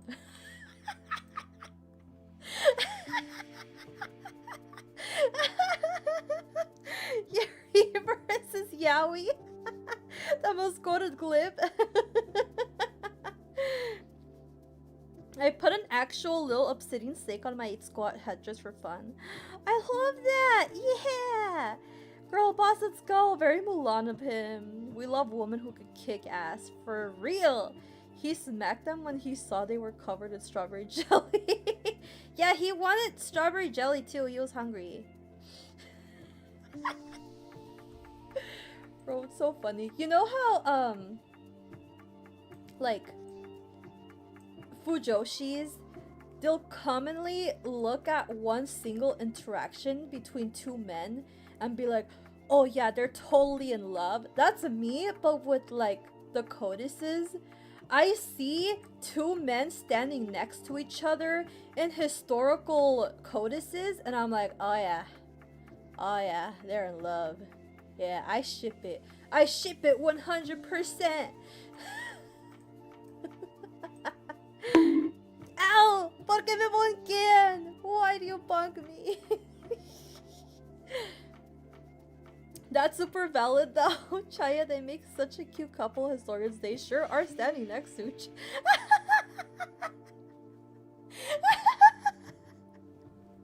Look. Honestly though, the historians do be doing that too. Like, let me tell you, chat. I'm reading right now the story of Jaguar Claw. And some historians, they ship Jaguar Claw with Lady Six Monkey. And you know what their reasoning is for that? You guys want to guess what it is? Okay. The reasoning, I read this in the book, is like, oh, it's most likely they had a thing for each other because they were next to each other in this one codex. I'm not the only one, chat. I'm not the only one. Even the historians are like, oh yeah, Jaguar Claw and Six Monkey, the way they were sitting next to each other kind of insinuates that they like had a thing for each other.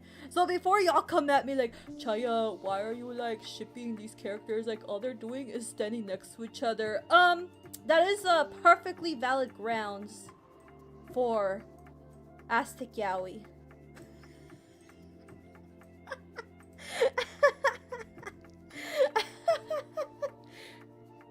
The Lulu is part of the field. Legit though, it's helpful to know the girlies were fighting there when certain folk try to say otherwise. Oh no, yeah, they were there. They were there for sure. I think there's this one picture where they were fighting like soldiers with their breast milk. Like they would squeeze their titties and throw the breast milk into the man's eyes so they would get blinded and then they would kill them.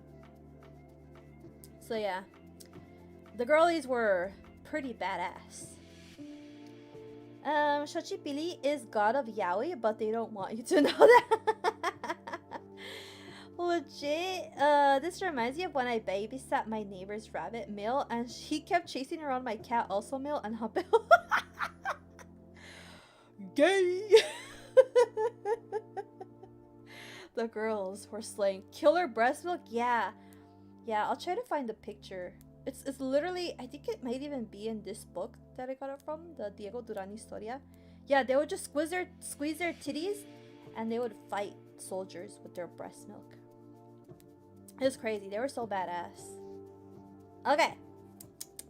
Ya me retiro. Fue un placer estar un ratito aquí. Gracias, Yolo Xochitl. Gracias por venir al directo. Que la pases muy bien. Hasta luego. Ugh, I ran out of space in my codex and I have to draw these two kind of close. I'm sure no one will notice. Fast forward 400 years. Got to go for a bit, BRB. Okie dokie. I wouldn't have guessed that. That's so funny. No, okay, but like Jaguar Claw and Six Monkey are totally into each other, for sure. I ship it, chat. I ship it 100%. Okay, enough of Aztec Yaoi and Aztec Yuri. We're gonna continue forward, chat. Okay. So Azcapotzalco was destroyed. It became a slave market, and then, with victory in their hands, Nezahualcóyotl reclaimed his rightful crown in Texcoco, and Itzcoatl became the first emperor of the Mexica. And this is how the Triple Alliance was born. Now, one thing I do want to clarify here is that, so, we mentioned that book, right? By Alvarado Ixtlilxóchitl. In that book, it is said that Nezahualcóyotl is the one that established the Triple Alliance. However, other sources kind of contradict that. So it is most likely that it was Itzcoatl, the one who established these alliances, and later on crowned Nezahualcóyotl as king of Texcoco, not the other way around. So just keep that in mind. When you read other sources and they're like, oh yeah, Nezahualcóyotl was the one that made the alliance and he was like the top king. Not exactly. Okay, next slide. Now, you may be wondering, it's called the Aztec Triple Alliance. Where's the third guy? That spot goes to Tlacopan, also known as Tacuba. It was another Altepet formed by the Tepanec and was sort of a smaller sister state to Azcapotzalco. If you remember, Tesosomoc's primary wife was from Tlacopan. Naturally, they had a distaste for Maxtla after he killed Tayatzin, the rightful heir. When Itzcoatl and Nezahualcóyotl rose against the mighty Azcapotzalco, Tlacopan played a helping hand against their Tepanec brothers. The Tlatoani of Tlacopan was Totoquihuatzin. So here's the last guy in the trio, and as you will see him in the Jardín de la Triple Alianza, that is his statue. I mean, he also be looking pretty fine, not gonna lie. What do you think, chat? Do we got any simps? Do we got any fans for our boy Totoquihuatzin? Like, what do you think? Do he be looking kind of fine? I'd say he be looking kind of fine. I like the drip for sure. It's got some nice looking calves. Not feet kiss worthy for me, but I say he's looking pretty good. What do you think, chat? Okay. Whoa, hold on. Yeah, he do be packing those hips though. Like, you guys aren't wrong about that. Y'all are not wrong. Hold on. Wow. Ooh. Ooh. Like, these poses go hard. like a supermodel. Pretty hot. Head pat? Hugworthy methinks. He got that fit on though. I wear my poncho like that. You got power. When your mom tells you to bring your annoying little brother along. Chaya's S-tier is whether or not Shed kiss their feet. Should that be the next tier list, chat? Should it just be like historical figures that I sent for? And S tier is like kiss their feet. That would be good. That's a good idea, chat. We should do that. It has to be now. Our history teacher is doubling as an anatomy teacher, I see. Ooh. I'm a connoisseur of handsome men. Oh, hi Bulletproof! If FGO adds more Asian American heroic spirits as playable characters, they better not make them pale skinned nor blonde. Oh, I agree. Yeah, we need our authentic dark skinned people. Beautiful. Okay, so yeah, we have Tlacopan, chat. Remember, Tlacopan. Remember Tayatsin was also from Tlacopan? So they were like, bro, Azcapotzalco, we kind of hate you now because Mashla killed our king, so we're gonna go against you now. Okay. At this point, Tlacopan had more to gain by switching sides against their sister state, and they did end up winning in the end. Although they had less prominence in the Triple Alliance compared to Texcoco and Tenochtitlan, they still found themselves part of a glorious Triple Alliance. From then on, this powerful alliance would come to dominate the Central Valley of Mexico, creating what is commonly referred to as the Aztec Empire. With their shared military power, they conquered the neighboring city-states and regions, demanding tribute from the fallen Altepet. Tribute included many different goods such as maize, cacao, cloaks, pottery, and yes, even sacrificial victims who were important for fulfilling religious ceremonies. But subjugation didn't necessarily mean a loss of identity. Many Altepet maintained their own customs, rulers, and nobility under Aztec rule. So I think Aztec Empire is a little bit misleading, just a little bit. Because when you look at the way the Aztecs ruled, it was a very loose way of ruling. What they did is just they would conquer surrounding like cities and pueblos, and they would just demand tribute. And if they didn't pay up, then the Aztec would go and bully them again. So in order for the people to not constantly be dying in war, they just preferred to pay up. They just paid up with the required goods. And actually, there is a codex that outlines the different kinds of goods that were given to the Mexica as tribute. Oh my goodness! Antares Studios! Thank you so much for the raid! Hello, welcome! Welcome to the stream. How are you? Thank you again for the raid. How are you guys doing? I am Cosmic Chaya. I am your local Aztec VTuber. I like making art of the Aztec and also teaching about their culture. And thank you again for stopping by. Right now we're learning about the Aztec Triple Alliance. Antares Raid. Yay, Antares Raid! Yay!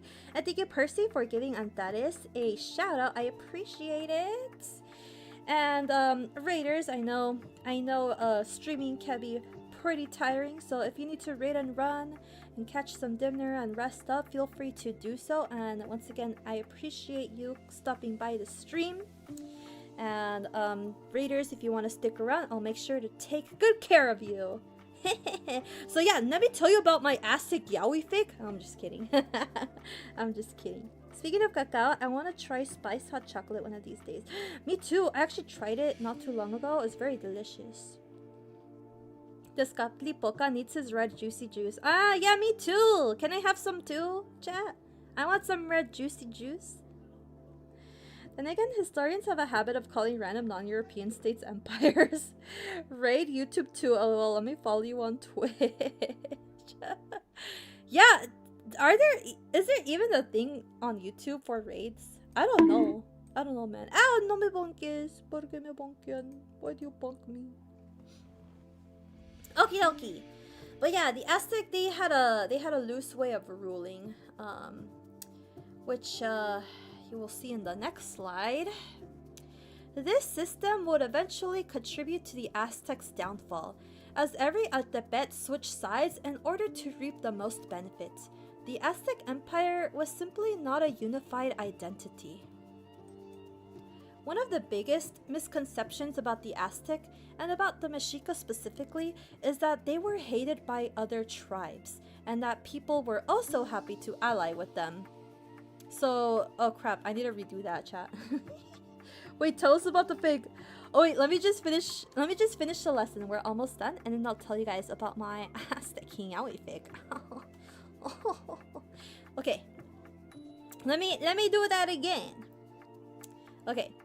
One of the biggest misconceptions about the Aztec and about the Mexica specifically is that they were hated by other quote-unquote tribes, and that people were also happy to ally with the Spanish to get rid of them, which commonly paints the conquistadores as these sort of quote-unquote saviors. Ew, yucky, they weren't saviors. But as we saw with the story, changing sides, forming alliances for military aid, and taking advantage of political chaos was pretty normal. Sure, some groups may have had a heated rivalry and grudge against the Mexica, like the Tlaxcalteca. Oh my goodness! Opio! Hello! Thank you for following the channel. Thank you for subscribing as well. I appreciate it. Thank you! Thank you, thank you, thank you, thank you, thank you, thank you, thank you. Welcome. W Chaya. Yippee! Also, Discord! Yeah, guys, make sure to join the Discord. Wait, YouTube, do you guys have the Discord link? Discord.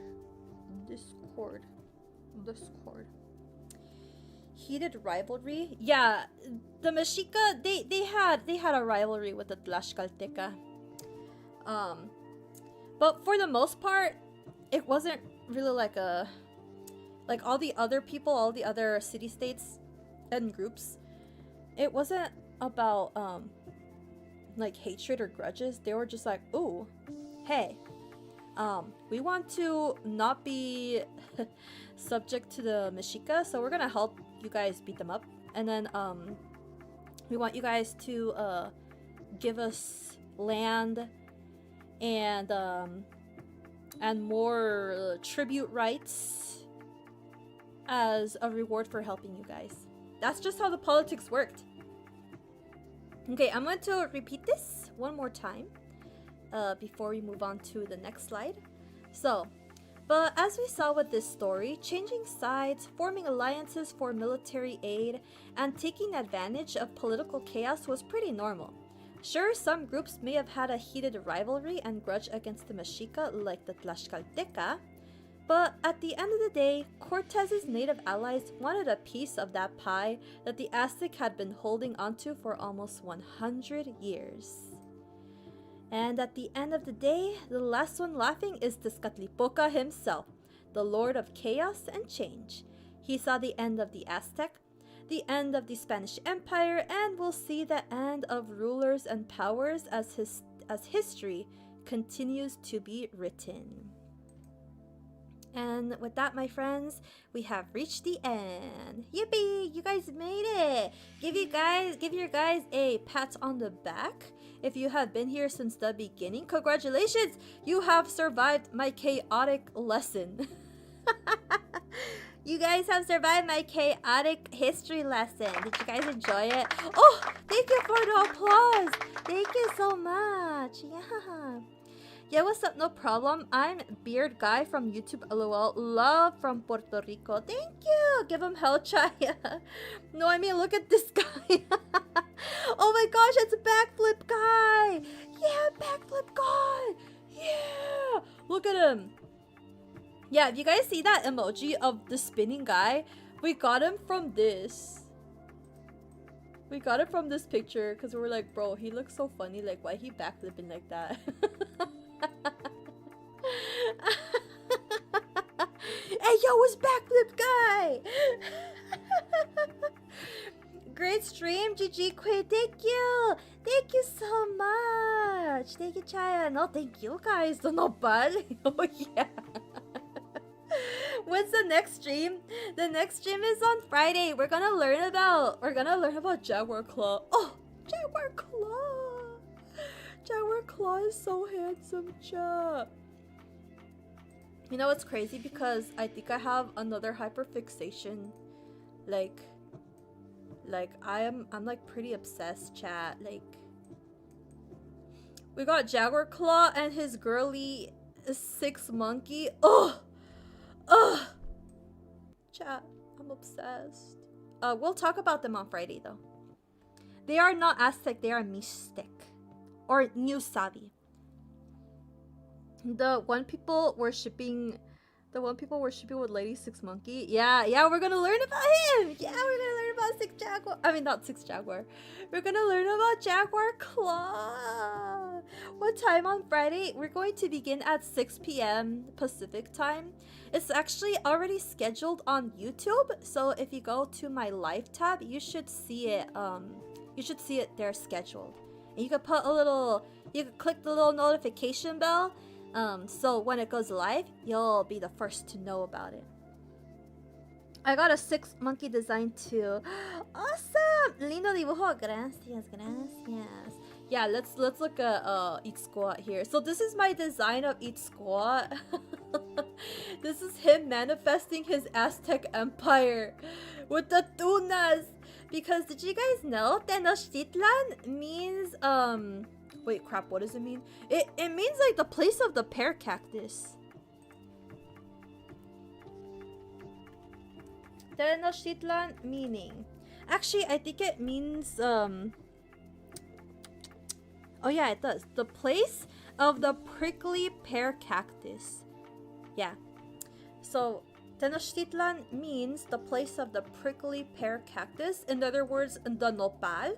And what do nopales give us? That's right, tunas. Senpai? And that's why my Itzcoa, his favorite snack are tunas. And here he's manifesting his empire with tunas. Fulesio, thank you for the follow. I appreciate it. Welcome. Jaguar Claw is such a badass name. I know, I love him. His full name is 8 Deer Jaguar Claw. 8 Deer is his calendrical name. So when you were born, you were named according to the day you were born. And so that could be like 8 Deer, 6 Monkey, 1st Flint, 1st Reed, 2nd Crocodile, etc. But as you continued on with your life, you were bestowed another name that's kind of what's the way to put it? It would embody like an achievement that you made or something about your identity as a person. So in the case of 6 Monkey, the name that she was given later was War Ketchemit or War Blouse, because she was a very excellent warrior. She was a war queen. And then same thing with 8 Deer. He was given the name Jaguar Claw. Bro was doing his own capoeira to fight the Spanish before the Brazilian slaves invented it to fight the Portuguese. Increíble, it's called usando telekinesis para comer un nopal. Thanks for letting me raid in. I will be sure to watch the VOD for everything I missed. Thank you, Antares, for stopping by. Yes, I will be editing this VOD as well, so it's more streamlined. So you guys don't have to like spend half hour hearing me simp for Eat Squat and wanting to kiss his feet.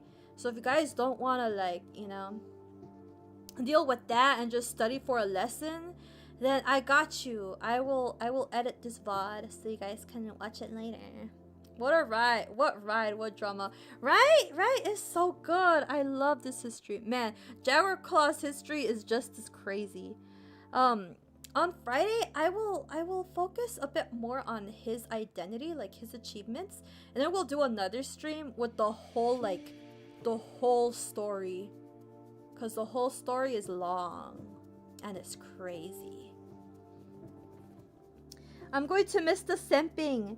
Dang it. I just got back and I missed it all. I'll have to check out the VOD tomorrow. Hi, Neo. Good to see you. Good to see you. Welcome. Yeah, no worries. The VOD will go up. We'll still have the big VOD, like the full uncensored shenanigans VOD. And I'll make another VOD with just like the important parts, so you guys can use it to study in the future. Make another edit, but it's just oh, Zag, hello, thank you for subscribing. Welcome to the stream. I appreciate it. Hello. Well, now we need a video for Justice. I should just make clips about that. I was like, oh my gosh, chat, I wanna kiss 8 Squad's feet. He's got some nice feet. Why is he so handsome? Oh yeah, there we have the chibis. I need to make a chibi of Totoki Watson. We always forget about him, not gonna lie.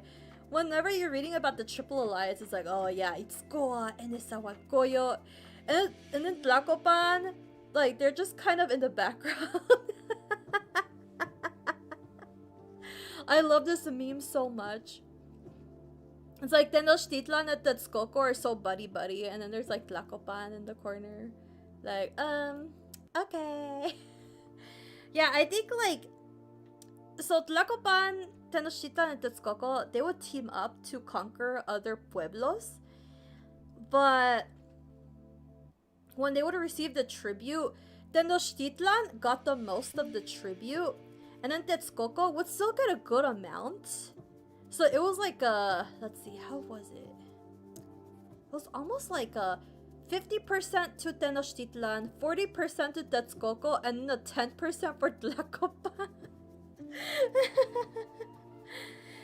So yeah, but you know, Tlacopan was doing his best. Okay, they were doing their best.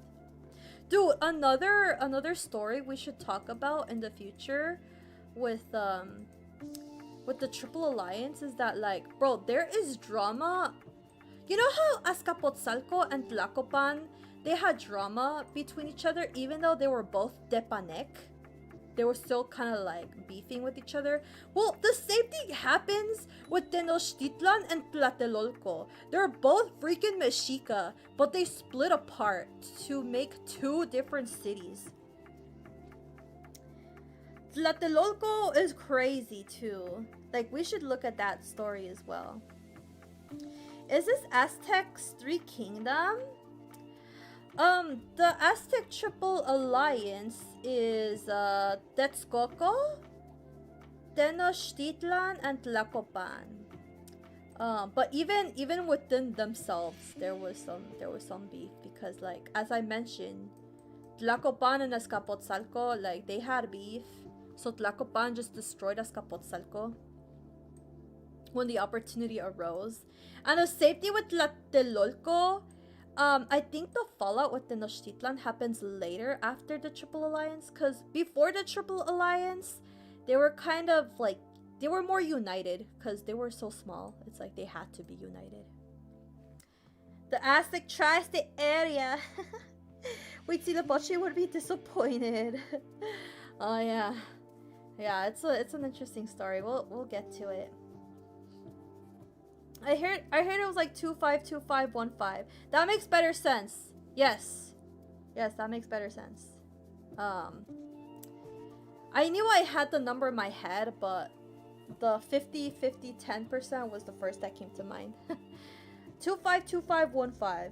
I agree. Tlacopan. I honestly confuse Tlacopan with Tlatelolco sometimes. But yeah, Tlacopan.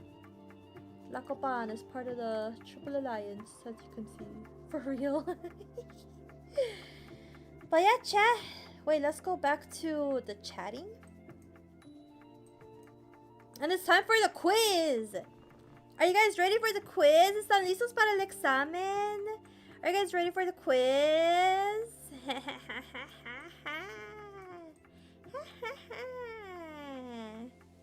Okay, chat.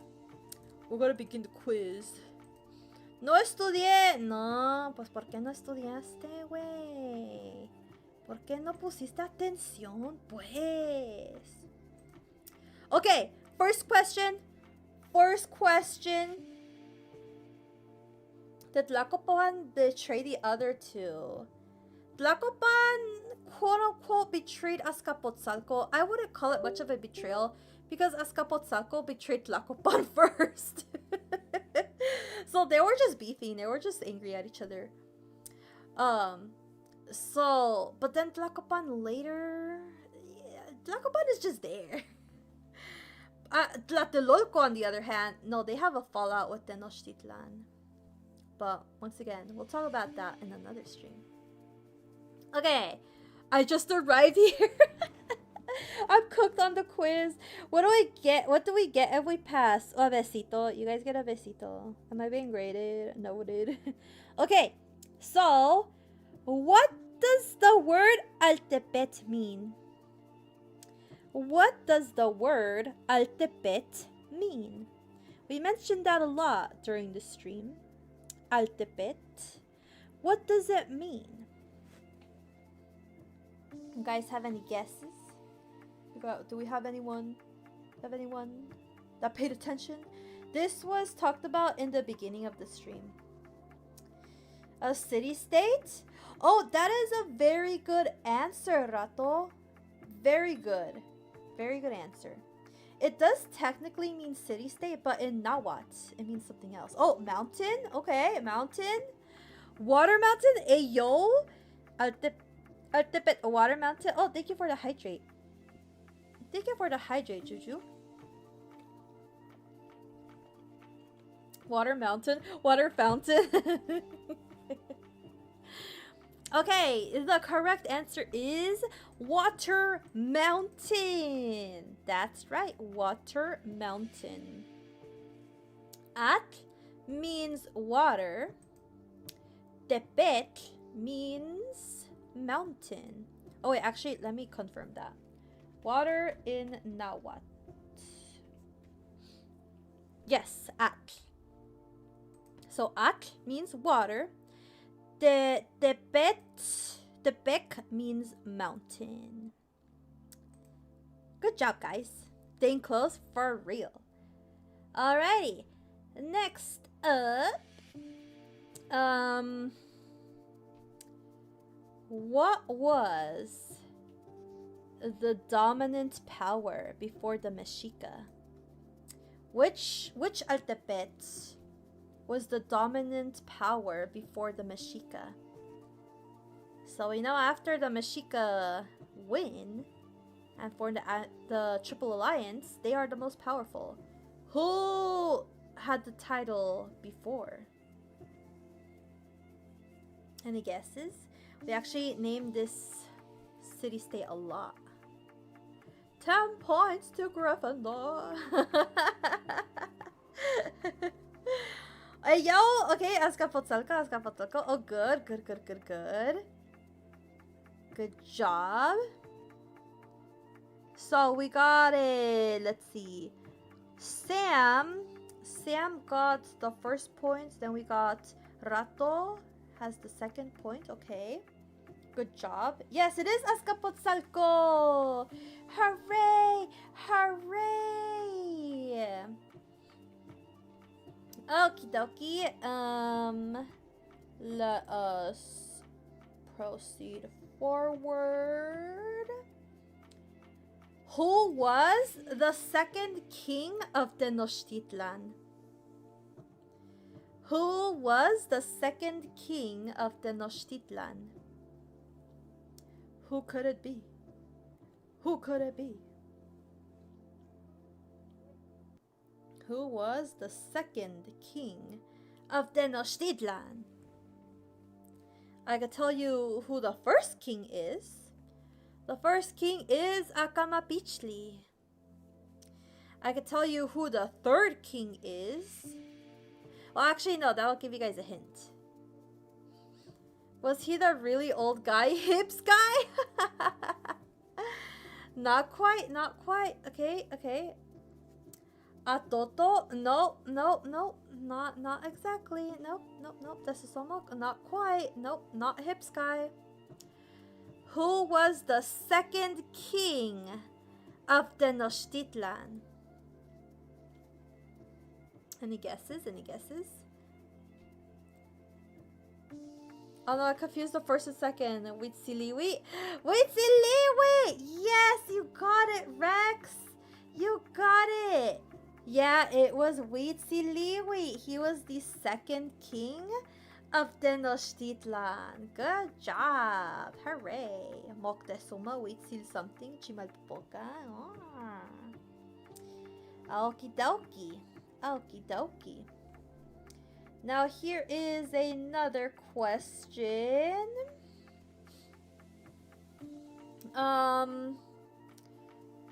What? So Tesosomok, he appointed a rightful heir. Who or from which noble household did this rightful heir belong to? So Tesosomok, he was like, okay, I appoint this son as the rightful heir. Who was the noble household? What was the noble household that this heir belonged to?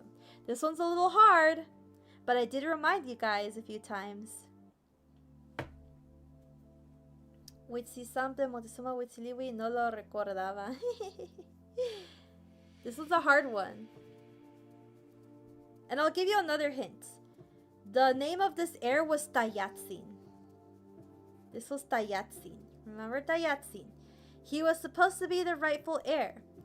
But he was usurped. So what noble household did Tayatzin belong to? This one's hard. I'm bad at remembering people's names. Interesting. It's not a people name, it's a place name. Was it something like Mitzla? Not quite. I'll give you another hint. It is a place name. And we did talk about it. We did talk about it. We talked about it a few times, actually. Okay. Going once. Tepanek. Very close, Rex. Very close. Coyoacan. Oh, that's a really good guess, Ren. So good. So good. It's not Coyoacan, but you're on the right track. That's hard. It is a hard one. Yeah. Texcoco. You are getting closer, but it's not Texcoco. You're getting very close. Both Ren and Rato are really, I mean not Rato, Sam. You guys are really, really, really, really close. Even Rex. It's like all of those names are very close, but not quite. So, going once, going twice. Do you guys give up? 3, 2, 1. Tayatzin belonged to the Tlacopan nobility. Tlacopan. Remember Tlacopan? They were the ones that formed the last they were the third wheel in the Triple Alliance, pretty much. So yeah, Tayatzin was from the Tlacopan nobility. Yeah. Okay, next question. Next question. At what age did Nezahualcóyotl see his dad die? How old was Nezahualcóyotl when he saw his dad die? So sad. Think about it, chat. Think about it. Third wheel in the Alliance, third wheel in the quiz.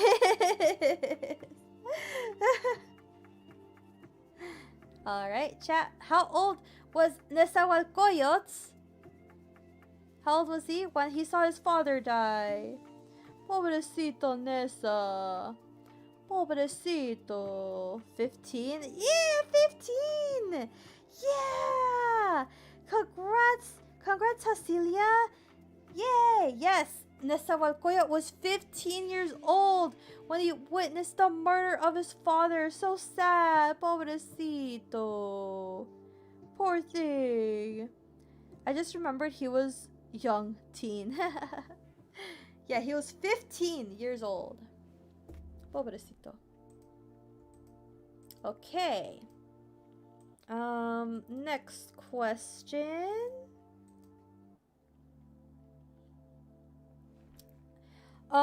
So in the lesson, I showed you guys a picture of Nezahualcóyotl, and he had something blue on his back. What was the thing on his back? And what purpose did it serve? What is the blue thing on Nezahualcóyotl's back? In the picture I shared earlier. Any guesses? Any guesses? Damn, I remember he was young teen. Damn, I was 9 years off.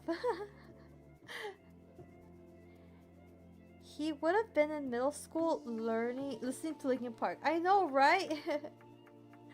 Drum? Buen directo? Drums to signal his armies? Yeah! You got it! You got it, Nocturnal. So I'll give it to Nocturnal, because they're the one that said drum. Exactly.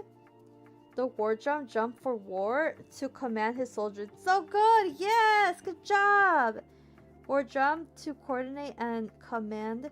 War drum. Okay, perfect, perfect, perfect! You guys did it! Yeah. Good, good, good.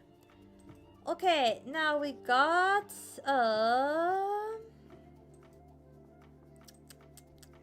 I got one more question. One more question to end. Okay. Será la última pregunta. Okay. The last question is, what does the name Azcapotzalco mean? Okay.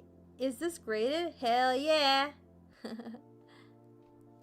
So, what was the meaning of the name Azcapotzalco? Any guesses?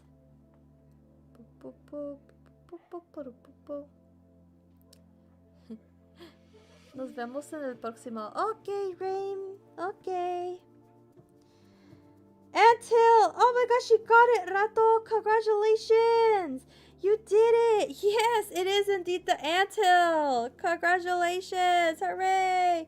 ¿Dónde di la pregunta? Oh, la pregunta era ¿qué significa Azcapotzalco? Y la respuesta es la montañita de... no, se llama el hormiguero. Small ants, a small junk. Oh my gosh. Oh my gosh. Now this stomach will just be known as small peepee guy. Small peepee old man. In my stream. I can't believe it. The ants. The ants, bro. The ants. Oh god. Lol. Ant-sized peepee. I can't believe it. Lord Disasomok is so disappointed in me. But I mean, I guess he doesn't belong to me, so that's fine. Do you think the Aztec would enjoy having an ant farm? It probably did, considering they had a whole ass zoo. Did you know Moctezuma had a zoo? Isn't that crazy? What is this? A dick for... Wait, do ants even have dicks? That's crazy. That'd be crazy if they did have dicks. It's wild. I don't want any of that. Absolutely not. Horrible. Horrible ants! I guess Quetzalcoatl did turn into an ant once. If it's Quetzalcoatl's pee-pee, I'd tap that, I'd be okay with that. But not any other pee-pee. Not any other one. Absolutely not. What was in the zoo? Jaguars? The way you applaud. The zoo had a bunch of animals from all around Mesoamerica. It had like exotic birds, it had jaguars, it had all sorts of animals. Because Moctezuma II was just like, heh, I want a zoo. And that's what happened. Do we get the besito? Okay, ven aquí, chat. Ya, los que respondieron bien, ven aquí por un besito. If you responded, come here and get some kiss. Okay, ready? Mwah. Mwah. Ow, ¿por qué me bloquea? Why do you bug me? I'm just here giving chat kisses. Mwah, mwah, mwah, mwah, mwah, mwah, mwah. Ow! Why are you blocking me? I got here right before the quiz. Next time I will be ready. Yeah! Ow! Why? You bacas! Yeah, we will be streaming again on Friday. We're gonna be learning about 8-tier Jaguar Claw. I'm so excited. Oh, we're also going to be working on this design. Or at least talking about it. Let's see. Let's see if I can find. Where is it? This is the first doodle I made of him. And on Friday, I will reveal his final design. It's gonna be exciting. Best day ever. Thank you, Chaya. Thank you. No, it was worth it. Only the male ants. Majority of the anthill consists of females, similar to bees. Male bees would have their genitals explode once they finish.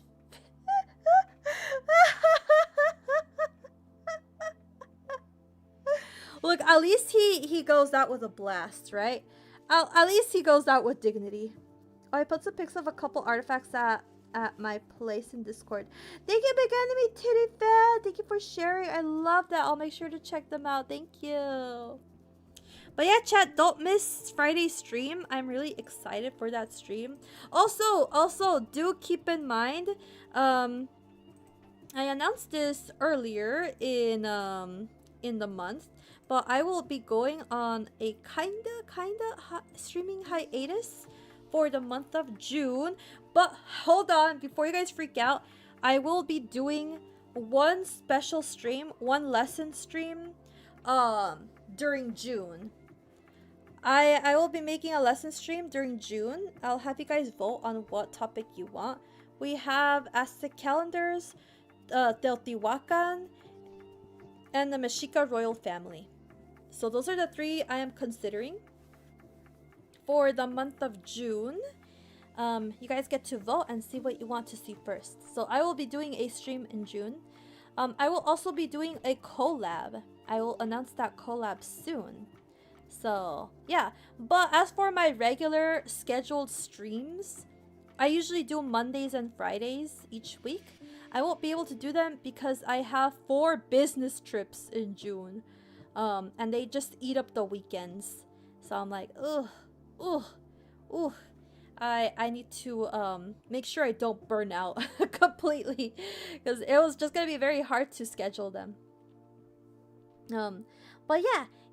But we will continue seeing each other, whether it be one of those streams or through videos. I'll continue making shorts and continue making art during that time. And I'll be back early July. I still have one more trip, like first week of July, but hopefully the second week of July I'll be able to come back.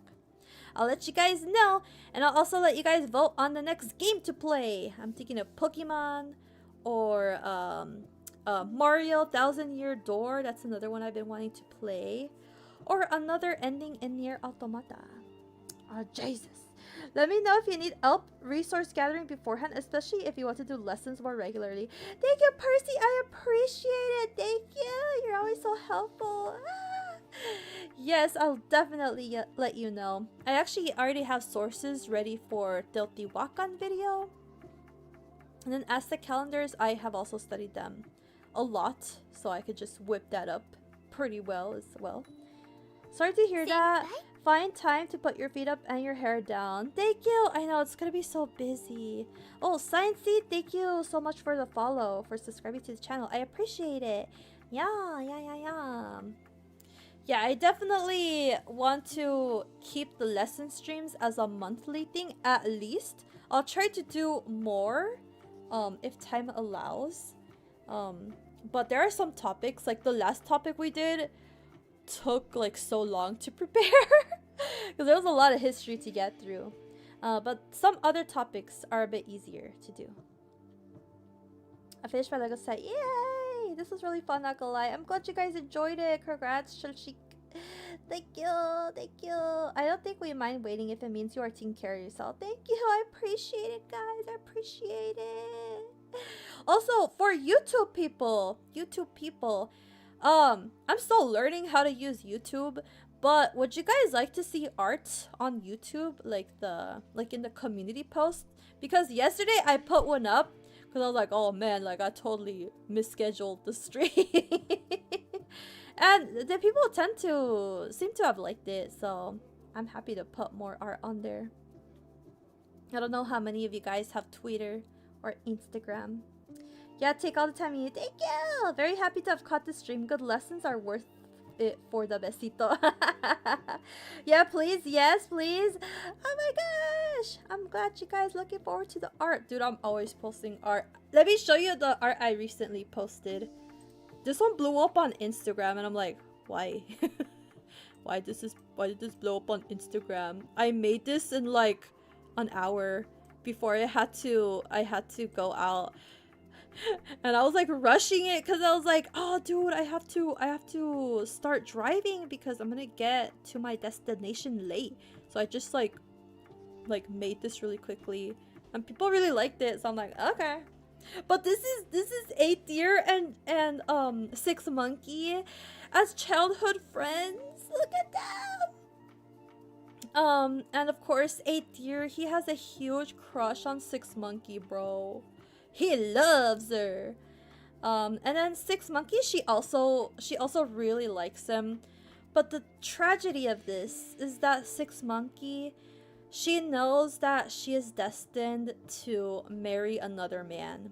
Like, it's because 8th year, he's not of noble lineage. And as you guys saw in the lesson earlier, in order to rule and be a legitimate ruler, you have to be like a descendant of nobility or royalty. So yeah, there was just no way that 8th year could end up with 6 Monkey. But even then 6 Monkey was like, you know, like maybe you could prove yourself and you can be my husband just by proving yourself. And that established the dream for him to be like, wait, then I will prove myself so that I can marry you one day.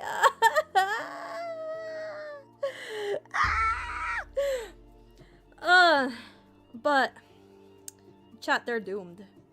They're doomed. They don't have a happy ending. It's very sad. They're doomed. Chad, it's doomed Yuri. I call it doomed Yuri because 8th year kind of looks like a girl. So people think he's a girl. I'm like, sure, Aztec Yuri, even though he's a boy. La tragedia sí, verdad, pobrecito. Doomed romance. Doomed stray Yuri. They're doomed. They're so... Oh. They're doomed, pobrecitos. Doomed couple. Yeah, bro. Literally made me think of Anna. I know. I see it too. Don't worry, Prince. Doomed hetero Yuri. I call them Yuri couple because like I kind of want to go with the Yuri dynamic. Like, oops. Hold on, let me bring out that picture again. Where's that picture? Like, I want them to have a Yuri dynamic and not like a hetero dynamic, because it ends very badly And if I went with hetero tropes, like general hetero ship tropes, I feel like it would just kind of end up as a male revenge fantasy, and I don't want it to be like that, because when you read the codices, it's nothing like that. So the best way to present it, at least in my story, is for it to be Yuri coded. Because if they're Yuri coded, they're on equal playing ground. One is not greater than the other. It's just two souls that love each other but are forced to hate each other. So, yeah, that's them. Husband is just a title. They could have just read husband. They were mad. I actually got low-key canceled for this art on Instagram. No, not on Instagram. On Threads. People got mad at me because they were like, why are you making like Yuri? Why do you have the gays on here? Like, we don't like the gays. I'm like, okay, like, it's not that deep, bro. Also, they are hetero. So they were upset. They were upset that it was like a Yuri couple, and I'm like, well, like they're a hetero couple, but I mean they are kind of Yuri, as in the dynamic. And then they were like just bullying 8 Deer. They were like, oh, like bro looks like a girl, bro looks like a femboy, bro's trans, and I'm like, bro, he's a kid right there. He's a kid. like when they're kids, it's kind of hard to even tell the difference, especially if they have like long hair. I forgot Threads was a thing. I just have Threads as auto post for Instagram. So whenever I post something on Instagram, it'll auto post on Threads. And then sometimes I check Threads in case people reply, because I'm like, oh, I should like not ghost people. I should respond to them when I can. And then when I looked, I was like, dang, why did this blow up? Why did this blow up, and why are people hating on me again? God dang it! God dang it! I'm getting cancelled again. I get cancelled every month. I remember. Percy, I think it was you that said that. When we were talking about how I got cancelled last month, and then you were like, don't you get cancelled every month? Man, that's sad. That's sad. People just be hating. Let her draw whatever she wants. Exactly. They didn't read panel 2. Exactly, bros can't read. Mad about our boy girl. Is that the second time you get hated on for a ship this week? Oh god. I always get cancelled by some random stuff. The last time I got cancelled, it was for something I didn't even draw. But they thought I drew it. They thought I drew it, and then they started to cancel me for it. I'm like, oh, we've gone so far. Why are they making Yuri? They are hetero. Why are you making Yuri hetero? Don't be mean to the baby boy. I know, he's just so precious. Don't worry, Caesar and Alexander were bullied too, I'm sure. 8 Threads on Instagram, that place tends to be a cesspool. Yeah, it do be a cesspool sometimes, chat. Everywhere's a cesspool. Like, even Twitter is a cesspool, but at least with Twitter, I'm used to it. With Instagram, I was like, what happened? Damn, first controversial post on Threads. Gonna need a badge for that. I'm gonna start wearing like a sash. I should get like a Boy Scout or Girl Scout sash, and every time I get cancelled, I'm just gonna make a badge and put it on there. It's like, alright chat, I survived these many cancellations, and I have a story for each of these badges that I got. Let's try to cook. Hello, Evie Debbie, how are you? Welcome. Yeah, the big socials are kind of crumbling at the moment. Yeah, like people have told me to post on Blue Sky, but I am like overwhelmed with platforms. It's hard to keep track of them all. Like, I feel like TikTok is my abandoned child right now. I haven't posted on TikTok in a while. It's just there. But I think with TikTok, it's because I can't just post art, like just simple art. It has to be a video. So I'm like, it's too much work to make a video. But when I make more reels and clips, I will notice TikTok again. Don't worry, TikTok. I still remember you. Even Twitter, yeah. Well, Twitter for this art in particular, it actually didn't get much attention, which is fine. I'm actually glad it didn't because I was not ready to be canceled on 2 platforms at once. But yeah, Twitter, they were chill about it. They're like, oh, they're so cute. Wow. I was like, thanks, guys. And then Threads, it just kind of got out of hand. You should make a codex about it. Yeah, I actually have a tag called Cosmic Codex. That's what I use for all my art. It's gonna take some rebalancing over the years. Yeah, I even opened a Facebook page because Instagram was like, hey, if you post on Facebook, we're gonna give you money. And I'm like, well, I could try it. But no, I'm too tired to post on more platforms. It takes energy to just make a caption for each platform. So I think right now it's good.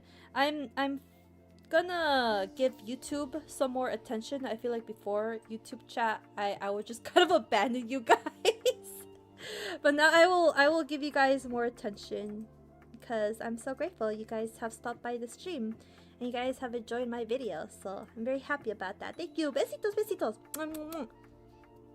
My 4-panel comic is still getting some views on my TikTok. Yeah, you know what, TikTok? I do notice that it's a great place for evergreen content where like even if the video is like from last year, it still gets views. So in that sense, it's fine. It's one of the reasons why I actually haven't posted on TikTok as much.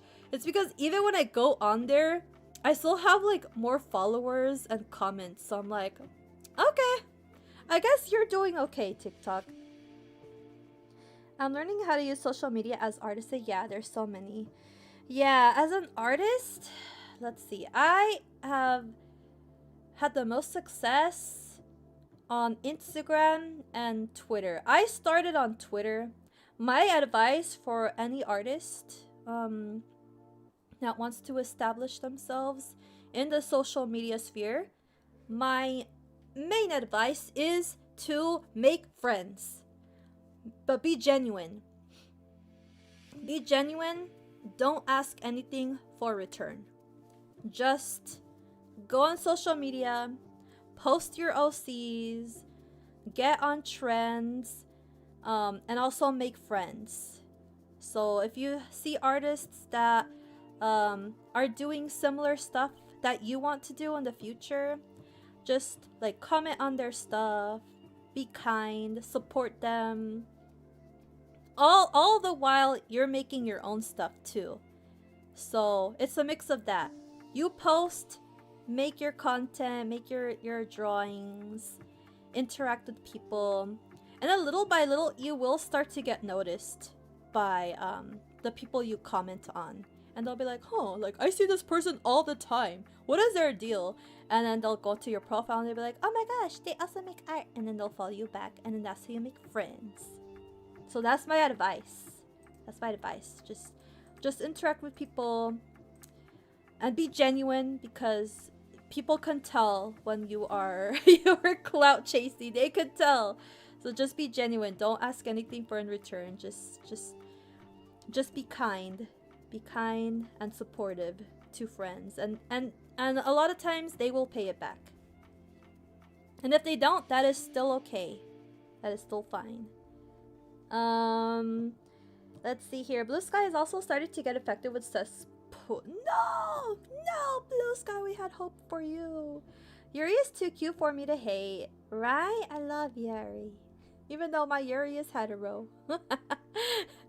Oh, Yogoru, thank you for the sub. I appreciate it. Thank you for stopping by. Hello, welcome. I uploaded scans of the Onyx Equinox art book Blu-ray on Tumblr last year, still getting likes. Tumblr's another one I abandoned. Tumblr is an interesting platform. It is. It definitely is. Don't let YouTube be the Tlacopan of your trouble life. It will, I promise, I promise. Hola, hola, hola Goru, ¿cómo estás? Bienvenido. Great advice. I'm glad you enjoyed it. Like Bill and Ted's Excellent Adventure, be excellent to each other. Exactly. Just be nice. Just be a kind person. Be supportive, and people will pay it back.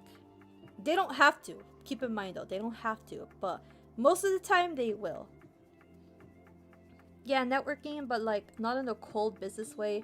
That's sort of how I'm going about it. Exactly. Cloud chasing? Boring.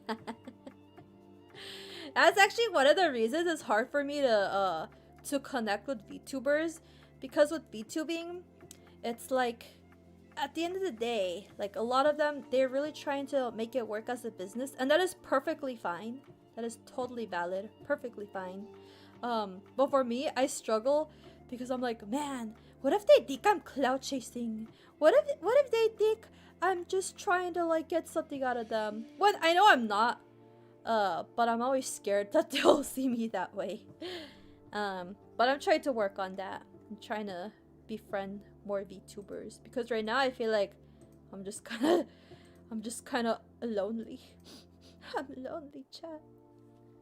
That's okay. I'll be fine. I'll be fine. I'll do my best. But yeah, chat, miren, ya me dio mucha hambre. I am getting hungry now. I have to go have some dinner. This was a lot of fun. Thank you guys for stopping by. We'll have some more chisme on Friday. And again, we're gonna be learning about our beautiful, beautiful boy, Deyusi Nyanya. In other words, aka Jaguar Claw. We will learn about him on Friday. So I look forward to seeing you all then. In the meantime, make sure to take care of yourselves. Make sure to stay hydrated. Make sure to get some sunlight and some nice rest.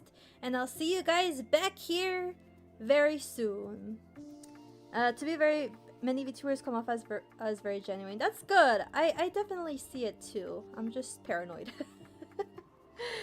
You'll grow into the lower black hole. Ah! Have a nice dinner. Thank you. Thank you. See y'all later. Thanks for the stream. Enjoy the dinner. Yeah, so YouTube chat, I will say goodbye. Twitch chat, stick around. We're gonna go raid someone. Okay, Twitch chat, no se me vayan todavía. Don't leave me yet. Alright, YouTube chat, bye bye. I'll see you on Friday. Thank you for stopping by. Besos.